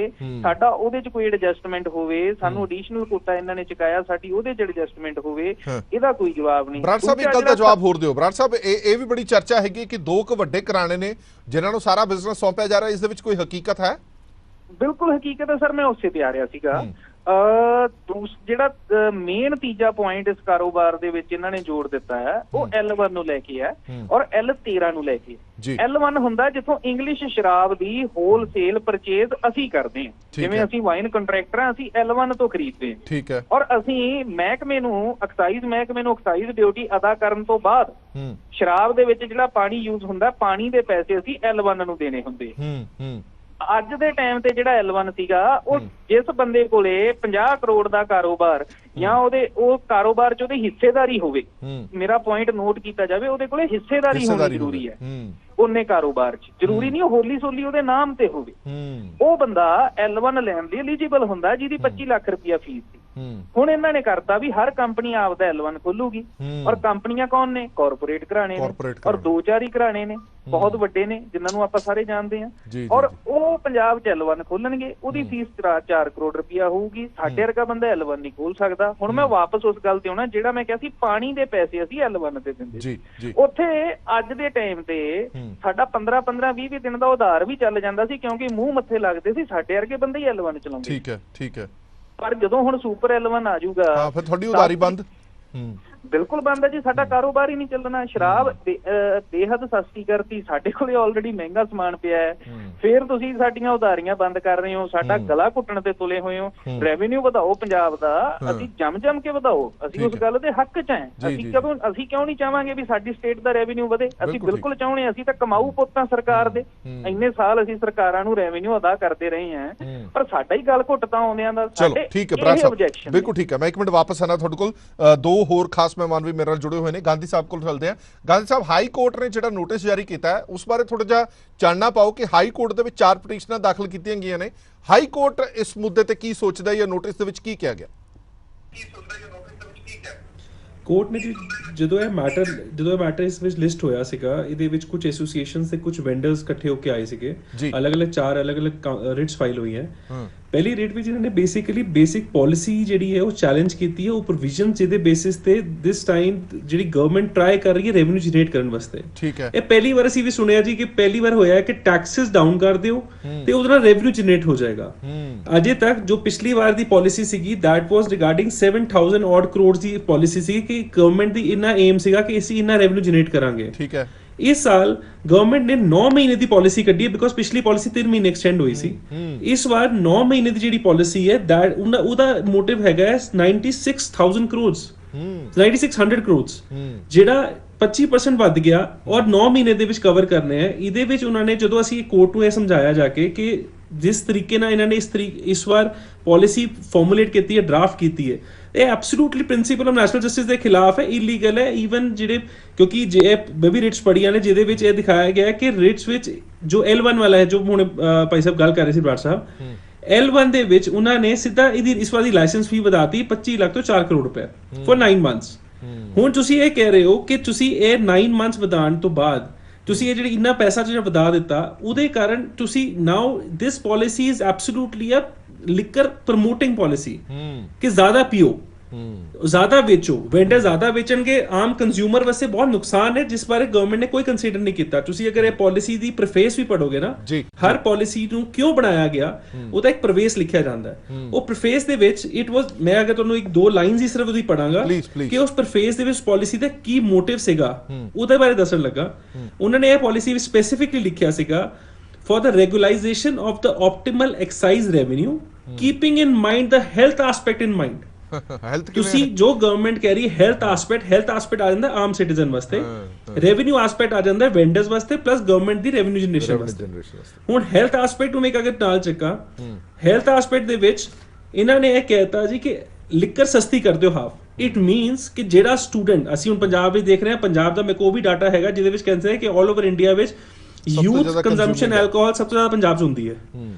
ਅੱਜ ਉਹ ਬੱਚਾ student, college student, school student, ਜਿਹੜੇ ਜਾਂ ਲੇਬਰ ਕਲਾਸ ਜਾਂ ਓਵਰ ਕਲਾਸ ਜਿਹੜੇ ਕੋਲ who are not very good with a money thing, ਜਿਨ੍ਹਾਂ ਕੋਲ ਪੈਸਾ ਨਹੀਂ ਹੈ, ਉਹ ਪੀਣਾ ਰੋਜ਼ ਚਾਹੁੰਦੇ ਨੇ ਪਰ ਉਹ ਸਿਰਫ ਵੀਕਐਂਡਸ ਤੇ ਪੀਂਦੇ ਨੇ ਜਾਂ ਓਕੇਜਨਲੀ ਪੀਂਦੇ ਨੇ ਬਿਕੋਜ਼ ਅਫੋਰਡ ਨਹੀਂ ਕਰ ਸਕਦੇ। ਅੱਜ ਇਸ ਪਾਲਿਸੀ ਦੇ ਨਾਲ ਤੁਸੀਂ ਇਹ ਐਲਕੋਹਲ ਹਰ ਬੰਦੇ ਵਾਸਤੇ ਅਫੋਰਡੇਬਲ ਕਰ ਰਹੇ ਹੋ। ਅਗਰ ਇਹ ਅਫੋਰਡੇਬਲ ਹੋ ਗਈ, ਤੁਸੀਂ ਇਹ ਨਹੀਂ, ਇਹ ਗਵਰਨਮੈਂਟ ਨੇ ਇਹ ਨਹੀਂ ਸਮਝਿਆ ਕਿ ਤੁਸੀਂ ਇੱਕ ਰੈਵਨਿਊ ਐਸਪੈਕਟ ਨੂੰ ਕੰਸੀਡਰ ਕਰਦੇ ਹੋਏ ਕਿੰਨਾ ਵੱਡਾ ਨੁਕਸਾਨ ਕਰ ਰਹੇ ਹੋ ਸਟੇਟ ਦਾ, ਲੋਕਾਂ ਦੀ ਸਿਹਤ ਦਾ। ਉਹ ਬੱਚੇ ਇਹਦੇ ਨਾਲ, ਕਿਉਂਕਿ ਸਾਨੂੰ ਵੀ ਅਸੀਂ ਰੈਗੂਲਰ, ਤੁਸੀਂ ਵੀ ਰੈਗੂਲਰ ਨਿਊਜ਼ ਵਿੱਚ ਦੇਖਦੇ ਹੋ ਔਰ ਨਿਊਜ਼ ਤੁਹਾਡੇ ਵੱਲੋਂ ਵੀ ਕਿੰਨੀਆਂ ਆਉਂਦੀਆਂ ਨੇ ਕਿ just under the dominance of liquor ਕਿੰਨਾ ਕ੍ਰਾਈਮ ਹੁੰਦਾ। ਬਿਲਕੁਲ ਠੀਕ। ਜੋ ਇੱਥੇ ਅਸੀਂ ਪਿਛਲੇ ਦਿਨਾਂ 'ਚ ਦੇਖਿਆ ਕਿੰਨੇ ਝਗੜੇ ਹੋ ਰਹੇ ਨੇ, ਡੋਮੈਸਟਿਕ ਵਾਇਲੈਂਸ ਹੋ ਰਿਹਾ ਹੈ, ਫੈਮਿਲੀ ਡਿਸਪਿਊਟਸ ਹੋ ਰਹੇ, ਜ਼ਿਆਦਾਤਰ ਜਿਹੜਾ ਡਾਟਾ ਵੀ ਕਹਿੰਦੇ ਕਿ ਜ਼ਿਆਦਾਤਰ because of liquor. High court ਨੇ ਜਿਹੜਾ ਇੱਕ L1 ਦਾ ਹੈਗਾ ਨੇ ਜਵਾਬ ਕੀ ਮੰਗਿਆ ਸਰਕਾਰ ਕੋਲੋਂ ਹੁਣ ਕੀ ਚਾਹੁੰਦੇ ਨੇ ਹਾਈ ਕੋਰਟ ਨੇ ਕੀ ਕਿਹਾ? ਅਸੀਂ ਉਹਦੇ ਵਿੱਚ ਇਸ ਪਾਲਿਸੀ ਨੂੰ ਸਕ੍ਰੈਪ ਵਾਸਤੇ, ਇਸ ਪਾਲਿਸੀ ਦੀ ਸਕ੍ਰੈਪ ਮੰਗਿਆ ਸੀਗਾ ਕਿ this policy should be set aside because ਇਹ ਪਾਲਿਸੀ ਜੋ ਬੇਸਿਕ ਫੰਡਾਮੈਂਟਲਸ ਹੈਗੇ ਉਹਦੇ ਖਿਲਾਫ ਹੈ। ਇਹ ਪਾਲਿਸੀ ਦੇ ਵਿੱਚ ਮੇਜਰ ਇਸ਼ੂ ਸੀਗੇ ਕਿ ਇੱਕ ਜਿਹੜਾ ਇਹਨਾਂ ਨੇ ਲਾਇਸੈਂਸ ਫੀ ਇੰਨੀ ਜ਼ਿਆਦਾ ਵਧਾਤੀ ਬਿਕੋਜ਼ ਮੋਨੋਪੋਲੀ ਖਤਮ ਕਰਨੀ, ਗਵਰਨਮੈਂਟ ਕਹਿ ਰਹੀ ਹੈ ਅਸੀਂ ਮੋਨੋਪੋਲੀ ਖਤਮ ਕਰਨਾ ਚਾਹੁੰਦੇ ਹਾਂ ਪੁਰਾਣੇ ਵੈਂਡਰਸ, ਪਰ ਇਹ ਮੋਨੋਪੋਲੀ ਬੇਸਿਕਲੀ ਹੋਰ ਮੋਨੋਪੋਲਾਈਜ਼ ਕਰ ਰਹੇ ਨੇ ਇਸ ਨੂੰ। ਇਹਦੇ ਵਿੱਚ ਇਹਨਾਂ ਨੇ ਪਿਛਲੀ ਵਾਰ 500 ਕਿੰਨੇ ਉਹਨਾਂ ਨੇ ਯੂਨਿਟਸ ਦੇਣੇ ਸੀ, ਜੋ ਇਸ ਵਾਰ 177 ਰਹਿ ਗਏ। ਹੁਣ ਤੁਹਾਨੂੰ ਇਹ ਵੀ ਦੱਸ ਦਿੰਦੇ ਆ ਕਿ ਪਾਲਿਸੀ ਆਪਣੇ ਆਪ ਫਲॉप ਪਾਲਿਸੀ ਹੈ ਫॉर द ਰੀਜ਼ਨ ਤੁਸੀਂ ਹੁਣ ਇਹਨਾਂ ਦੀ ਬਿਡਿੰਗ ਦੇਖ ਲਿਓ, ਜੋ ਹੁਣ ਲਾਸਟ ਬਿਡਿੰਗ ਹੋਈ ਹੈ 177 ਯੂਨਿਟ ਵਿੱਚੋਂ ਓਨਲੀ 82 ਹੈਵ ਅਪਲਾਈਡ ਔਰ ਇਹ ਵੀ ਸਾਨੂੰ ਇਹ ਵੀ ਇਨਫੋਰਮੇਸ਼ਨ ਹੈਗੀ ਹੈ ਕਿ 36 ਉਹਦੇ ਚੋਂ ਵੀ ਬੈਕ ਆਊਟ ਕਰ ਗਏ ਬਿਕੋਜ਼ ਤੁਹਾਨੂੰ ਇਹਨਾਂ ਨੂੰ ਇਹ ਪਤਾ ਹੈ ਕਿ ਇਹ ਰੈਵਨਿਊ ਜਨਰੇਟ ਹੋ ਹੀ ਨਹੀਂ ਸਕਦਾ ਇਸ ਵਾਰ। ਜੋ ਇੱਕ ਗਵਰਨਮੈਂਟ ਦਾ ਟਾਰਗੇਟ ਹੈ, ਉਹਦੇ ਨਾਲ ਇਹ ਸਾਰਾ ਲਿਕਰ ਔਰ ਅਸੀਂ ਜੋ ਰਿਟਸ ਫਾਈਲ ਹੋਈਆਂ ਵੈਂਡਰਸ ਵੱਲੋਂ ਉਸ ਐਸਪੈਕਟ ਦੇ ਵਿੱਚ ਵੀ ਉਹਨਾਂ ਨੇ ਇਸੀ ਚੀਜ਼ ਨੂੰ ਚੈਲੰਜ ਕੀਤਾ ਹੈ ਕਿ ਇਸ ਪਾਲਿਸੀ ਦੇ ਵਿੱਚ ਤੁਸੀਂ ਸਿਰਫ ਇਹ ਸਾਰਾ ਬਿਜ਼ਨਸ ਬਿਗ ਫਿਸ਼ਰਸ ਨੂੰ ਦੇ ਰਹੇ ਹੋ, ਜਿਹੜੇ ਬੜੇ ਵੱਡੇ ਕਾਰਪੋਰੇਟ ਹਾਊਸਸ ਹੈਗੇ ਆ ਜਿਨ੍ਹਾਂ ਨੇ L1 ਤੇ L2 ਦੇ ਪਹਿਲੇ ਇਹ ਵੀ ਰੂਲ ਹੁੰਦਾ ਸੀਗਾ ਕਿ ਜੋ ਪਰਸਨ ਹੂ ਹੈਵ L2 ਸਿਰਫ ਉਹੀ L1 ਵਾਸਤੇ ਅਪਲਾਈ ਕਰ ਸਕਦਾ ਹੈ। ਇਸ ਵਾਰ ਉਹਨਾਂ ਨੇ ਉਹ ਵੀ ਤੋੜ ਦਿੱਤਾ। ਇਹਨਾਂ ਨੇ ਕਿਹਾ ਜੀ ਹੁਣ ਜੋ L1 ਉਹੀ ਜੋ L1 ਵਾਸਤੇ ਅਪਲਾਈ ਕਰ ਰਹੇ ਉਹ L2 ਨਹੀਂ ਹੋਣਾ ਚਾਹੀਦਾ ਉਸ ਕੋਲ। ਅਗਰ L2 ਅਗਰ ਹੈਗਾ ਤੁਸੀਂ L1 ਵਾਸਤੇ ਅਪਲਾਈ ਵੀ ਨਹੀਂ ਕਰ ਸਕਦੇ। ਬਿਲਕੁਲ ਠੀਕ ਹੈ। ਔਰ ਇਸੇ ਲਈ ਜਿਹੜੇ ਇਲਜ਼ਾਮ ਨੇ ਛੋਟੇ ਵਪਾਰੀ ਨੇ ਉਹ ਲਾ ਰਹੇ ਨੇ ਕਿ ਤੁਸੀਂ ਮੋਨੋਪੋਲੀ ਬਣਾ ਰਹੇ ਹੋ। ਜਿੰਨੀ ਤੁਸੀਂ ਫੀਸ ਰੱਖੀ ਹੋਈ ਹੈ 4 ਕਰੋੜ 25 ਲੱਖ ਤੋਂ ਵਧਾ ਕੇ ਸਿੱਧੀ 4 ਕਰੋੜ ਕਰ ਦੋਗੇ ਤਾਂ ਪਤਾ ਹੀ ਹੈ ਕਿ 4 ਕਰੋੜ ਦੀ ਫੀਸ ਉਹੀ ਬੰਦਾ ਭਰ ਸਕਦਾ ਜਿਹੜਾ ਵੱਡੇ ਕਾਰਪੋਰੇਟ ਘਰਾਣਿਆਂ ਨਾਲ ਜੁੜਿਆ ਹੋਇਆ। ਹਰਮਨ ਸਿੱਧੂ ਸਾਹਿਬ ਵੀ ਸਾਡੇ ਨਾਲ ਜੁੜੇ ਹੋਏ ਨੇ। ਸਿੱਧੂ ਸਾਹਿਬ, ਤੁਸੀਂ ਹੱਕ ਦੇ ਵਿੱਚ ਹੈਗੇ ਹੋ ਕਿ ਸ਼ਰਾਬ ਸਸਤੀ ਹੋਣੀ ਚਾਹੀਦੀ ਹੈ ਕਿ ਨਹੀਂ ਹੋਣੀ ਚਾਹੀਦੀ? ਕਿਉਂਕਿ ਅਸੀਂ ਲਗਾਤਾਰ ਇਹ ਕਹਿੰਦੇ ਹਾਂ ਕਿ ਪੀਣ ਵਾਲੇ ਨੇ ਤਾਂ ਪੀਣੀ ਹੀ ਪੀਣੀ ਹੈ, ਭਾਵੇਂ ਮਹਿੰਗੀ ਮਿਲੇ ਭਾਵੇਂ ਸਸਤੀ ਮਿਲੇ ਉਹਨੇ ਪੀ ਲੈਣੀ ਹੈ। ਪਰ ਜੇ ਦਾਰੂ ਸਸਤੀ ਕੀਤੀ ਜਾਂਦੀ ਹੈ, ਸ਼ਰਾਬ ਸਸਤੀ ਕੀਤੀ ਜਾਂਦੀ ਹੈ ਤਾਂ ਉਸ ਨਾਲ ਮਾਲੀਆ ਸੂਬਾ ਸਰਕਾਰ ਦਾ ਜ਼ਰੂਰ ਵੱਧ ਜਾਏਗਾ। ਦੇਖੋ, ਇਹਦੇ ਵਿੱਚ ਇੱਕ ਜਿਹੜੀ ਗੱਲ ਹੈ ਕਿ ਜਿਹੜੀ ਸਮਗਲਿੰਗ ਦੀ ਗੱਲ ਹੋ ਰਹੀ ਸੀ ਵੀ ਚੰਡੀਗੜ੍ਹ ਤੋਂ ਜਾਂ ਹਰਿਆਣਾ ਤੋਂ ਸਪੈਸ਼ਲੀ ਜ਼ਿਆਦਾ ਸਮਗਲਿੰਗ ਹੁੰਦੀ, ਬਿਕੋਜ਼ ਰੇਟ ਦਾ ਜਿਹੜਾ ਡਿਫਰੈਂਸ ਹੈ ਬਹੁਤ ਜ਼ਿਆਦਾ ਹੈ। ਸੋ ਜਿਹੜਾ ਉਹ ਰੇਟ ਬਰਾਬਰ ਕਰਨ ਦੀ ਗੱਲ ਹੈ ਜਾਂ ਨੀਅਰਲੀ ਕਲੋਜ਼ ਟੂ ਇਟ ਕਰਨ ਦੀ ਗੱਲ ਹੈ, ਚਲੋ ਦੈਟ ਇਜ਼ ਅੰਡਰਸਟੈਂਡੇਬਲ, ਠੀਕ ਹੈ। ਬਟ ਉਹ ਤੋਂ ਇਲਾਵਾ ਜਿਹੜੀ ਇੱਕ ਹੋਰ ਗੱਲ ਹੈ ਕਿ ਵੀ ਤਕਰੀਬਨ 40% ਜਿਹੜਾ ਸਾਡਾ ਰੈਵਨਿਊ ਹੈ ਉਹ ਇਨਕਰੀਜ਼ ਹੋਏਗਾ by one of the things is ਕਿ ਵੀ ਅਸੀਂ ਰੇਟ ਘਟਾਵਾਂਗੇ ਤੇ ਦੂਜਾ 40% ਰੈਵਨਿਊ ਇਨਕਰੀਜ਼ ਹੋਏਗਾ। ਸੋ ਜੇ ਇਹਨੂੰ ਆਪਾਂ ਐਵਰੇਜ ਆਊਟ ਕਰੀਏ ਤਾਂ ਜੇ ਮੈਂ ਲੈਟਸ ਸੇ ਇੱਕ ਬੋਟਲ ਖਰੀਦ ਰਿਹਾ ਤਾਂ ਮੈਂ 2.5 ਬੋਤਲਾਂ ਖਰੀਦਾਂਗਾ ਜਾਂ 2.5 ਬੋਤਲਾਂ ਦੀ ਸੇਲ ਹੋਏਗੀ ਇੱਕ ਦੀ ਜਗ੍ਹਾ ਤੇ, ਤਾਂ ਇਸ ਰੈਵਨਿਊ ਮੈਚਅਪ ਕੀਤਾ ਜਾ ਸਕਦਾ ਬੜੇ ਬੇਸਿਕ ਉਹਦੇ ਹਿਸਾਬ ਨਾਲ ਜੇ ਦੇਖੀਏ। So that just simply shows ਕਿ ਜਿਹੜੀ ਐਲਕੋਹਲ ਦੀ ਕੰਜ਼ੰਪਸ਼ਨ ਹੈ ਉਹ ਕਿਸੇ ਨਾ ਕਿਸੇ ਤਰੀਕੇ ਵਧੇਗੀ, ਪਹਿਲਾਂ ਨਾਲੋਂ 2.5 ਗੁਣਾ ਵਧੇਗੀ at least. So which is not good for the health of the state citizens. That is number 1।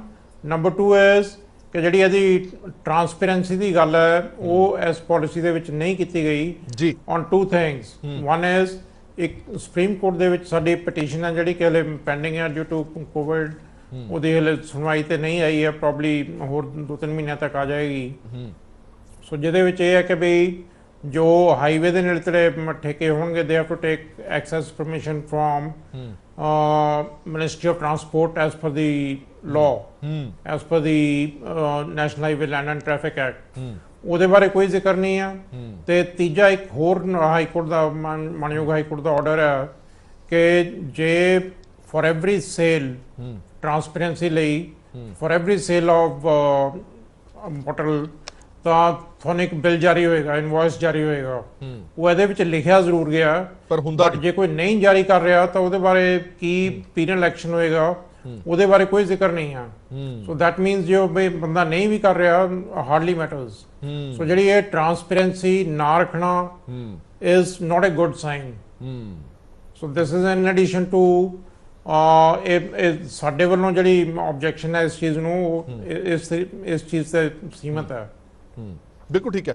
ਅੱਛਾ ਸਿੱਧੂ ਸਾਹਿਬ, ਇੱਕ ਹੋਰ ਗੱਲ ਜਿਹੜੀ ਵਾਰ-ਵਾਰ ਇਹ ਚਰਚਾ ਕੀਤੀ ਜਾਂਦੀ ਹੈ ਵੀ ਚੰਡੀਗੜ੍ਹ ਦੇ ਵਿੱਚ ਸ਼ਰਾਬ ਸਸਤੀ ਹੋਣ ਕਰਕੇ ਜਿਹੜੇ ਲੋਕ ਨੇ ਉਹ ਚੰਡੀਗੜ੍ਹੋਂ ਸ਼ਰਾਬ ਲੈਣ ਜਾਂਦੇ ਨੇ, ਜਿਵੇਂ ਪੈਟਰੋਲ ਡੀਜ਼ਲ ਦੀ ਵੀ ਚਰਚਾ ਕੀਤੀ ਜਾਂਦੀ ਹੈ।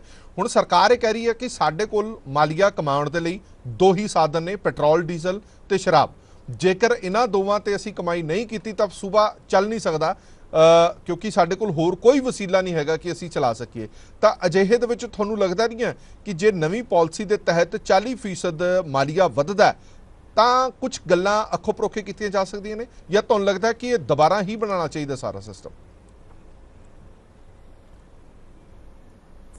ਦੇਖੋ, ਇਹ ਚੀਜ਼ਾਂ ਤਾਂ ਇਹਦੇ ਵਿੱਚ ਜਿਹੜਾ ਇੱਕ ਟਾਰਗੇਟ ਇਨਕਰੀਜ਼ ਕਰਨ ਵਾਲੀ ਗੱਲ ਆ ਵੀ ਅਸੀਂ 40% ਜਿਹੜਾ ਪ੍ਰੋਫਿਟ ਹੈ ਉਹ ਇੱਥੋਂ ਹੀ ਜਨਰੇਟ ਕਰਕੇ ਸਰਕਾਰ ਚਲਾਉਣੀ ਆ। That doesn't go well. ਜੇ ਆਪਾਂ ਇੱਕ ਸੋਸ਼ਲ ਵੈਲਫੇਅਰ ਦੀ ਗੱਲ ਕਰਦੇ ਆ, ਇੱਕ ਵੈਲਫੇਅਰ ਸਟੇਟ ਦੀ ਗੱਲ ਕਰਦੇ ਆ, ਇੱਕ ਪਾਸੇ ਟਾਈਮ ਐਂਡ ਅਗੇਨ ਇਹ ਸੁਣਨ ਨੂੰ ਮਿਲਦਾ ਕਿ ਜੇ ਅਸੀਂ ਲੋਕਾਂ ਦੀ ਹੈਲਥ ਇਨਫਰਾਸਟ੍ਰਕਚਰ ਇੰਪਰੂਵ ਕਰਨਾ, ਮੁਹੱਲਾ ਕਲੀਨਿਕ ਇੰਪਰੂਵ ਕਰਨੇ ਆ, ਬਣਾਉਣੇ ਆ, ਤੇ ਦੂਜੇ ਪਾਸੇ ਅਸੀਂ ਐਜੂਕੇਸ਼ਨ ਇੰਪਰੂਵ ਕਰਨੀ ਆ। ਜੇ ਇਹ ਦੋਨੋਂ ਚੀਜ਼ਾਂ ਇੰਪਰੂਵ ਕਰਨੀਆਂ ਤੇ ਉਧਰ ਆਪਾਂ 40% ਰੈਵਨਿਊ ਇਨਕਰੀਜ਼ ਕਰਨਾ ਤੇ ਐਜੂਕੇਸ਼ਨਲ ਇੰਸਟੀਟਿਊਸ਼ਨਸ ਜਾਂ ਹਸਪੀਟਲਸ, ਰਿਲੀਜੀਅਸ ਪਲੇਸਿਸ ਉਹਨਾਂ ਤੋਂ 50 ਮੀਟਰ ਗੇਟ ਤੋਂ ਦੂਰੀ ਤੱਕ ਇੱਕ ਠੇਕਾ ਖੁੱਲ ਸਕਦਾ ਹੈ ਜੀ। ਸੋ ਇਹ ਚੀਜ਼ਾਂ ਆਪਸ 'ਚ ਸਹੀ ਤਰੀਕੇ ਨਾਲ ਜੁੜਦੀਆਂ ਨਹੀਂ ਲੱਗਦੀਆਂ। ਸੋ ਦਿਸ ਵਿਲ ਨਾਟ ਹੈਪਨ। ਬਿਲਕੁਲ ਠੀਕ ਹੈ। ਕਿਉਂਕਿ ਜੇ ਮੈਂ ਇੱਕ ਸਟੂਡੈਂਟ ਹਾਂ, ਲਿਖਿਆ ਤਾਂ ਹੋਇਆ ਪਾਲਿਸੀ ਦੇ ਵਿੱਚ ਕਿ 25 ਸਾਲ ਤੋਂ ਘੱਟ ਵਾਲਾ ਦਾਰੂ ਨਹੀਂ ਲੈ ਸਕਦਾ, ਬਟ ਆਪਾਂ ਨੂੰ ਸਭ ਨੂੰ ਪਤਾ ਹੈ ਕਿ ਬਈ 18-20 ਸਾਲ ਦਾ ਬੱਚਾ ਮੁੰਡਾ ਉੱਥੇ ਖੜਾ ਹੁੰਦਾ ਤੇ easily one can procure liquor. ਆਹੋ ਇਹ ਚੀਜ਼ਾਂ 40% ਰੈਵਨਿਊ ਇਨਕਰੀਜ਼ ਕਰਨਾ, ਹੋ ਦੂਜੇ ਪਾਸੇ ਇਹ ਚੀਜ਼ਾਂ ਲਿਖੀਆਂ ਜ਼ਰੂਰ ਜਾਂਦੀਆਂ ਨੇ, ਇੰਪਲੀਮੈਂਟੇਸ਼ਨ ਦੀ ਨਹੀਂ ਹੁੰਦੀ। ਬਰਾੜ ਸਾਹਿਬ ਸਾਡੇ ਨਾਲ ਮੌਜੂਦ ਨੇ। ਬਰਾੜ ਸਾਹਿਬ ਤੋਂ ਇੱਕ ਰਿਐਕਸ਼ਨ ਬਿਲਕੁਲ ਇੱਕ ਸਿਰਫ ਕਾਗਜ਼ ਤੇ ਰਹਿ ਜਾਂਦੀਆਂ ਨੇ। ਬਰਾੜ ਸਾਹਿਬ ਮੇਰੀ ਆਵਾਜ਼ ਆ ਰਹੀ ਤੁਹਾਨੂੰ? ਜੀ ਬਰਾੜ ਸਾਹਿਬ ਹੁਣ ਅੱਗੇ ਦੀ ਤੁਹਾਡੀ ਰਣਨੀਤੀ ਕੀ ਹੈ? ਹੁਣ ਤੁਸੀਂ ਪਟੀਸ਼ਨ ਪਾ ਦਿੱਤੀ ਹੈ, ਹਾਈ ਕੋਰਟ ਦੇ ਵਿੱਚ ਤੁਸੀਂ ਚਲੇ ਗਏ ਹੋ, ਤੁਸੀਂ ਡਿਮਾਂਡ ਕੀ ਕਰ ਰਹੇ ਹੋ? ਤੁਸੀਂ ਡਿਮਾਂਡ ਇਹ ਐਕਸਾਈਜ਼ ਪਾਲਿਸੀ ਦੇ ਵਿੱਚ ਸੁਧਾਰ ਦੀ ਮੰਗ ਕਰ ਰਹੇ ਹੋ, ਪੁਰਾਣੇ ਸਿਸਟਮ ਨੂੰ ਲਾਗੂ ਕਰਨ ਦੀ ਮੰਗ ਕਰ ਰਹੇ ਹੋ? ਕਿਉਂਕਿ ਸਟੇਟ ਗਵਰਨਮੈਂਟ ਦਿੱਲੀ ਦਾ ਹਵਾਲਾ ਦਿੰਦੀ ਹੈ ਕਿ ਦਿੱਲੀ ਦੇ ਵਿੱਚ ਇਹ ਐਕਸਾਈਜ਼ ਪਾਲਿਸੀ ਬੜੇ ਵਧੀਆ ਤਰੀਕੇ ਨਾਲ ਚੱਲ ਰਹੀ ਹੈ, ਲੋਕ ਵੀ ਖੁਸ਼ ਨੇ, ਮਾਲੀਆ ਵੀ ਵੱਧ ਰਿਹਾ। ਦੇਖੋ ਜੀ, ਦਿੱਲੀ 'ਚ ਲੋਕ ਤਾਂ ਬਿਲਕੁਲ ਖੁਸ਼ ਨੇ, ਕਿਉਂਕਿ ਉੱਥੇ ਠੇਕੇਦਾਰ ਜਿਹੜੇ ਵੇਚਦੇ ਨੇ ਉਹ ਇੱਕ ਪੇਟੀ ਨਾਲ ਇੱਕ ਪੇਟੀ ਫ੍ਰੀ ਦਿੰਦੇ ਆ। ਤੁਸੀਂ ਪੇਟੀ ਲੈਣ ਜਾ ਵੜੋ ਰਾਇਲ ਸਟੈਗ ਦੀ, 3500 ਦੀ ਪੇਟੀ ਆ ਤੇ 3500 ਤਾਂ ਤੁਹਾਨੂੰ 2 ਮਿਲਦੀਆਂ। ਲੋਕਾਂ ਨੂੰ ਹੋਰ ਕੀ ਚਾਹੀਦਾ ਦੱਸੋ? ਠੀਕ ਹੈ ਗੱਲ, ਹੈ ਨਾ। ਤੇ ਦਿੱਲੀ 'ਚ ਵੀ ਸੇਮ ਪਾਲਿਸੀ ਲਿਆਏ ਸੀ ਔਰ 6 ਮਹੀਨਿਆਂ ਦੇ ਵਿੱਚ ਅੱਧੇ ਤੋਂ ਵੱਧ ਦਿੱਲੀ ਦੇ ਠੇਕੇਦਾਰ ਜਿਹੜੇ ਲਾਸਸ ਤੇ ਚੱਲਦੇ, ਈਵਨ ਪੌਂਟੀ ਚੱਡਾ ਗਰੁੱਪ ਦਾ ਮੈਂ ਨਾਂ ਲੈ ਰਿਹਾ ਹਾਂ, ਵੈਸੇ ਲੈਣਾ ਨਹੀਂ ਚਾਹੀਦਾ, ਮੈਂ ਸੁਣਿਆ ਸੀ ਕਿਤੋਂ, ਹੋ ਸਕਦਾ ਇਹ ਜਿਹੜੀ ਇਨਫੋਰਮੇਸ਼ਨ ਆਈ ਹੈ ਕੁਝ ਵੀ ਹੋ ਸਕਦਾ, ਪਰ ਈਵਨ ਉਹਨਾਂ ਨੂੰ ਵੀ ਆਪਣੇ 1-2 ਠੇਕੇ ਉੱਥੇ ਬੰਦ ਕਰਨੇ ਪਏ ਸੀ ਕਿਉਂਕਿ ਲਾਸ ਹੀ ਇੰਨਾ ਸੀ। ਐਡੇ ਵੱਡੇ ਕਾਰੋਬਾਰੀ ਵੀ ਜੇ ਉੱਥੋਂ ਛੱਡ ਕੇ ਭੱਜ ਰਹੇ ਨੇ ਤਾਂ ਉੱਥੋਂ ਦੀ ਪਾਲਿਸੀ ਕੀ ਹੋਊਗੀ? ਤੁਸੀਂ ਆਪ ਅੰਦਾਜ਼ਾ ਲਾ ਲਓ। ਬੋਤਲ ਨਾਲ ਬੋਤਲ ਫ੍ਰੀ ਹੈ ਅੰਗਰੇਜ਼ੀ ਸ਼ਰਾਬ ਦੀ, ਪੇਟੀ ਨਾਲ ਪੇਟੀ ਫ੍ਰੀ। ਚਲੋ ਬਰਾੜ ਸਾਹਿਬ, ਤੁਹਾਡੀ ਹੁਣ ਡਿਮਾਂਡ ਕੀ ਹੈ? ਸਰ ਸਾਡੀ ਬਿਲਕੁਲ ਡਿਮਾਂਡ ਇਹ ਹੈ ਵੀ ਇਹ ਬੇਤੁਕੀ ਪਾਲਿਸੀ ਜਿਹੜੀ ਲਿਆਈ ਹੈ ਇਹਨੂੰ ਰੀਕਨਸੀਡਰ ਕੀਤਾ ਜਾਵੇ। ਜਿਹੜਾ ਕਰੋੜਾਂ ਰੁਪਈਆ ਦਾ ਮਾਲ ਸਾਡੇ ਕੋਲੇ ਠੇਕੇਦਾਰਾਂ ਕੋਲੇ ਸਰਕਾਰ ਨੇ ਡੰਡੇ ਨਾਲ ਚੁਕਾਇਆ, ਉਹਦਾ ਸਾਡੀ ਕੋਈ ਐਡਜਸਟਮੈਂਟ ਕੀਤੀ ਜਾਵੇ। ਸਾਨੂੰ ਤਾਂ ਜੇ ਇਹ ਡਿਊਟੀ ਘਟਾਉਂਦੇ ਨੇ, ਐਕਸਾਈਜ਼ ਡਿਊਟੀ ਘਟਾ ਕੇ ਜੇ ਸਾਨੂੰ ਸ਼ਰਾਬ ਸਸਤੀ ਦਿੰਦੇ ਨੇ, ਸਾਨੂੰ ਉਹਦੇ 'ਚ ਕੋਈ ਇਤਰਾਜ਼ ਨਹੀਂ, ਪਰ ਜਿਹੜਾ ਆਲਰੇਡੀ ਸਾਨੂੰ ਵੱਧ ਮਾਲ ਇਹਨਾਂ ਨੇ ਚੁਕਾਇਆ 3 ਮਹੀਨਿਆਂ ਦਾ, ਕਰੋੜਾਂ ਰੁਪਇਆਂ ਦਾ ਸਾਡਾ ਸਟਾਕ ਪਿਆ, ਉਹਦਾ ਅਸੀਂ ਕੀ ਕਰੀਏ? ਦੂਜਾ L1 ਨੂੰ ਸਹੀ ਕੀਤਾ ਜਾਵੇ। ਜੋ L1 ਜਿੱਦਾਂ ਹੈਗੇ ਨੇ ਉਹ ਸਹੀ ਕੀਤੇ ਜਾਣ। ਜੋ ਇਹ ਇੱਕ ਕਿਸੇ ਰੈਡੀ ਨਾਮ ਦੇ ਬੰਦੇ ਦਾ ਵਾਰ-ਵਾਰ ਜ਼ਿਕਰ ਆਉਂਦਾ ਹੈ, ਜੋ ਆਂਧਰਾ ਪ੍ਰਦੇਸ਼ ਤੋਂ ਆਇਆ, ਜਿਹਨੂੰ ਆਮ ਆਦਮੀ ਪਾਰਟੀ ਦੀ ਹਾਈ ਕਮਾਂਡ ਲੈ ਕੇ ਆ ਰਹੀ ਹੈ ਪੰਜਾਬ ਦੇ ਵਿੱਚ, ਔਰ ਉਹਨੂੰ ਸਾਰੇ ਪੰਜਾਬ ਦੇ L1 ਦਾ ਕਾਰੋਬਾਰ ਦੇਣਾ ਚਾਹੁੰਦੀ ਹੈ। ਇਹ ਚੀਜ਼ ਬਿਲਕੁਲ ਖਤਮ ਹੋਣੀ ਚਾਹੀਦੀ ਹੈ L1 ਦੀ। ਇਹ ਬਿਲਕੁਲ ਬੇਬੁਨਿਆਦ ਹੈ ਔਰ ਬਿਲਕੁਲ ਸਰਾਸਰ ਜ਼ਿਆਦਤੀ ਹੈ ਸਾਡੇ ਨਾਲ। ਔਰ ਸਭ ਤੋਂ ਵੱਡੀ ਗੱਲ ਮੈਂ ਇੱਕ ਤੁਹਾਡੇ ਕੋਲੇ ਹੋਰ ਜੋੜਨੀ ਚਾਹੂੰਗਾ, ਜਸਟ ਮੈਨੂੰ 2 ਮਿੰਟ ਦਾ ਸਮਾਂ ਦਿਓ। ਉਹ ਇਹ ਹੈ ਵੀ ਸਰਕਾਰ ਕਹਿੰਦੀ ਹੈ ਵੀ ਅਸੀਂ 9600 ਕਰੋੜ ਦੇ ਲਗਭਗ ਰੈਵਨਿਊ ਇਕੱਠਾ ਕਰਾਂਗੇ ਔਰ ਸਾਡੇ ਕੋਲੇ ਸਿਰਫ ਠੇਕੇ ਨੇ ਜਾਂ ਪੈਟਰੋਲ ਡੀਜ਼ਲ ਹੈ। ਕੱਲ ਹੀ ਬਜਟ ਪੇਸ਼ ਹੋਇਆ ਵਿਧਾਨ ਸਭਾ 'ਚ, 1,55,000 ਕਰੋੜ ਰੁਪਏ ਦਾ ਬਜਟ ਹੈ, ਤਾਂ 9600 ਕਰੋੜ ਉਹਦਾ ਕਿੰਨੇ % ਬਣਦਾ? ਬਿਲਕੁਲ ਠੀਕ ਤੁਹਾਡੀ ਗੱਲ। ਕਿੱਦਾਂ ਦੀਆਂ ਗੱਲਾਂ ਕਰ ਰਹੇ ਨੇ, ਕਿੱਧਰ ਨੂੰ ਲੈ ਕੇ ਜਾਣਾ ਚਾਹੁੰਦੇ ਨੇ? ਇਹ ਤਾਂ ਜਸਟ ਇੱਕ ਬਬਲ ਕ੍ਰੀਏਟ ਕੀਤਾ ਜਾ ਰਿਹਾ। ਸਾਨੂੰ ਤਾਂ ਲੋਕ, ਇਹਨਾਂ ਨੇ 50,000 ਦੇ ਲਗਭਗ ਬੰਦਾ ਫੇਸਬੁੱਕ ਤੇ ਸਿਰਫ, ਅਸੀਂ ਵੀ ਉਹੀ ਲੋਕ ਹਾਂ ਜਿਨ੍ਹਾਂ ਨੇ ਇਹ ਸਰਕਾਰ ਚੁਣੀ ਸੀ, ਪਰ ਅਸੀਂ ਤਾਂ ਅੱਜ ਪਛਤਾ ਰਹੇ ਹਾਂ। ਚਲੋ ਠੀਕ ਹੈ ਜੀ, ਬਹੁਤ ਬਹੁਤ ਧੰਨਵਾਦ ਸਾਰੇ ਮਹਿਮਾਨਾਂ ਦਾ ਇਸ ਪੂਰੀ ਵਿਚਾਰ ਚਰਚਾ 'ਚ ਜੁੜਨ ਦੇ ਲਈ। ਸੋ ਮੁੱਖ ਦੀ ਗੱਲ ਇਹ ਹੈ ਕਿ ਜਿਹੜੀ ਇਹ ਨਵੀਂ ਬਣਾਈ ਗਈ ਪਾਲਿਸੀ, ਆਮ ਆਦਮੀ ਪਾਰਟੀ ਦੀ ਸਰਕਾਰ ਨੇ ਪਾਲਿਸੀ ਬਣਾਈ ਹੈ, ਉਹ ਹਾਈ ਕੋਰਟ ਦੇ ਵਿੱਚ ਜ਼ਰੂਰ ਪਹੁੰਚ ਗਈ ਹੈ, ਉਸ ਤੇ ਪਟੀਸ਼ਨਾਂ ਦਾਖਲ ਹੋ ਗਈਆਂ ਨੇ। ਹੁਣ ਜਵਾਬ ਦੇਣ ਦੀ ਵਾਰੀ ਹੈ ਪੰਜਾਬ ਸਰਕਾਰ ਦੀ। ਸ਼ਰਾਬ ਦੇ ਠੇਕੇਦਾਰ ਹੋਣ ਜਾਂ ਅਰਾਈਵ ਸੇਫ ਵਾਲੇ ਭਾਈ ਸਾਹਿਬ ਜਿਨ੍ਹਾਂ ਨੇ ਇਤਰਾਜ਼ ਜਤਾਇਆ ਕਿ ਜਦੋਂ ਤੁਸੀਂ ਸ਼ਰਾਬ ਸਸਤੀ ਕਰੋਗੇ, ਉਹਨਾਂ ਦਾ ਤਰਕ, ਇੱਕ ਲੌਜਿਕ ਬੜਾ ਪਰਫੈਕਟ ਨਜ਼ਰ ਆ ਰਿਹਾ ਕਿ ਜਿਹੜੀ ਚੀਜ਼ ਮਹਿੰਗੀ ਹੋਏਗੀ ਤਾਂ ਹੋ ਸਕਦਾ ਕਿ ਮਿਡਲ ਦੇ ਜਾਂ ਉਸ ਤੋਂ ਥੱਲੇ ਵਾਲੇ ਲੋਕ ਹਫ਼ਤੇ 'ਚ ਇੱਕ ਵਾਰ ਪੀਣ ਜਾਂ ਨਾ ਵੀ ਪੀਣ, ਪਰ ਜਦੋਂ ਇਹ ਚੀਜ਼ ਸਸਤੀ ਹੋ ਜਾਏਗੀ ਤਾਂ ਉਹ ਜ਼ਰੂਰ ਪੀਣਗੇ ਔਰ ਸ਼ਰਾਬ ਦੀ ਕੰਜ਼ੰਪਸ਼ਨ ਹੈ ਜਿਹੜੀ ਉਹ ਵਧੇਗੀ, ਜਿਸੇ ਕਰਕੇ ਤੁਹਾਨੂੰ ਪਤਾ ਹੀ ਹੈ ਕਿ ਪੰਜਾਬੀਆਂ ਦਾ ਪਹਿਲਾਂ ਹੀ ਰਿਕਾਰਡ ਬੜਾ ਮਾੜਾ ਹੈ ਕਿ ਸ਼ਰਾਬ ਪੀਣ ਦੇ ਵਿੱਚ ਅਵਲ ਨੰਬਰ ਤੇ ਨੇ ਪੰਜਾਬੀ। ਤਾਂ ਫਿਰ ਇਹ ਗ੍ਰਾਫ ਹੈ ਜਿਹੜਾ ਇਹ ਹੋਰ ਉੱਪਰ ਵੱਲ ਨੂੰ ਚਲਾ ਜਾਏਗਾ। ਉਹਦੇ ਲਈ ਜ਼ਿੰਮੇਵਾਰ ਕੌਣ ਹੋਏਗਾ, ਇਹ ਵੀ ਸਾਨੂੰ ਸੋਚਣਾ ਪਏਗਾ, ਕਿਉਂਕਿ ਅਸੀਂ ਕਮਾਈ ਸਿਰਫ ਇੱਕ ਤਰ੍ਹਾਂ ਦੀ ਨਹੀਂ ਕਰਨੀ ਕਿ ਅਸੀਂ ਪੈਸਾ ਕਮਾਣਾ, ਅਸੀਂ ਸਿਹਤ ਵੀ ਕਮਾਣੀ ਹੈ। ਕਿਸੇ ਵੀ ਸਰਕਾਰ ਦਾ ਸਭ ਤੋਂ ਵੱਡੀ ਜ਼ਿੰਮੇਵਾਰੀ ਜਿਹੜੀ ਹੈ ਉਹ ਆਮ ਲੋਕਾਂ ਦੀ ਸਿਹਤ ਵੀ ਹੁੰਦੀ ਹੈ। ਦੇਸ਼ ਤੋਂ ਨਹੀਂ ਬਾਕੀ ਖਬਰਾਂ ਲਈ ਬਣੇ ਰਹੋ PTC ਨਿਊਜ਼ ਦੇ ਨਾਲ। ਧੰਨਵਾਦ।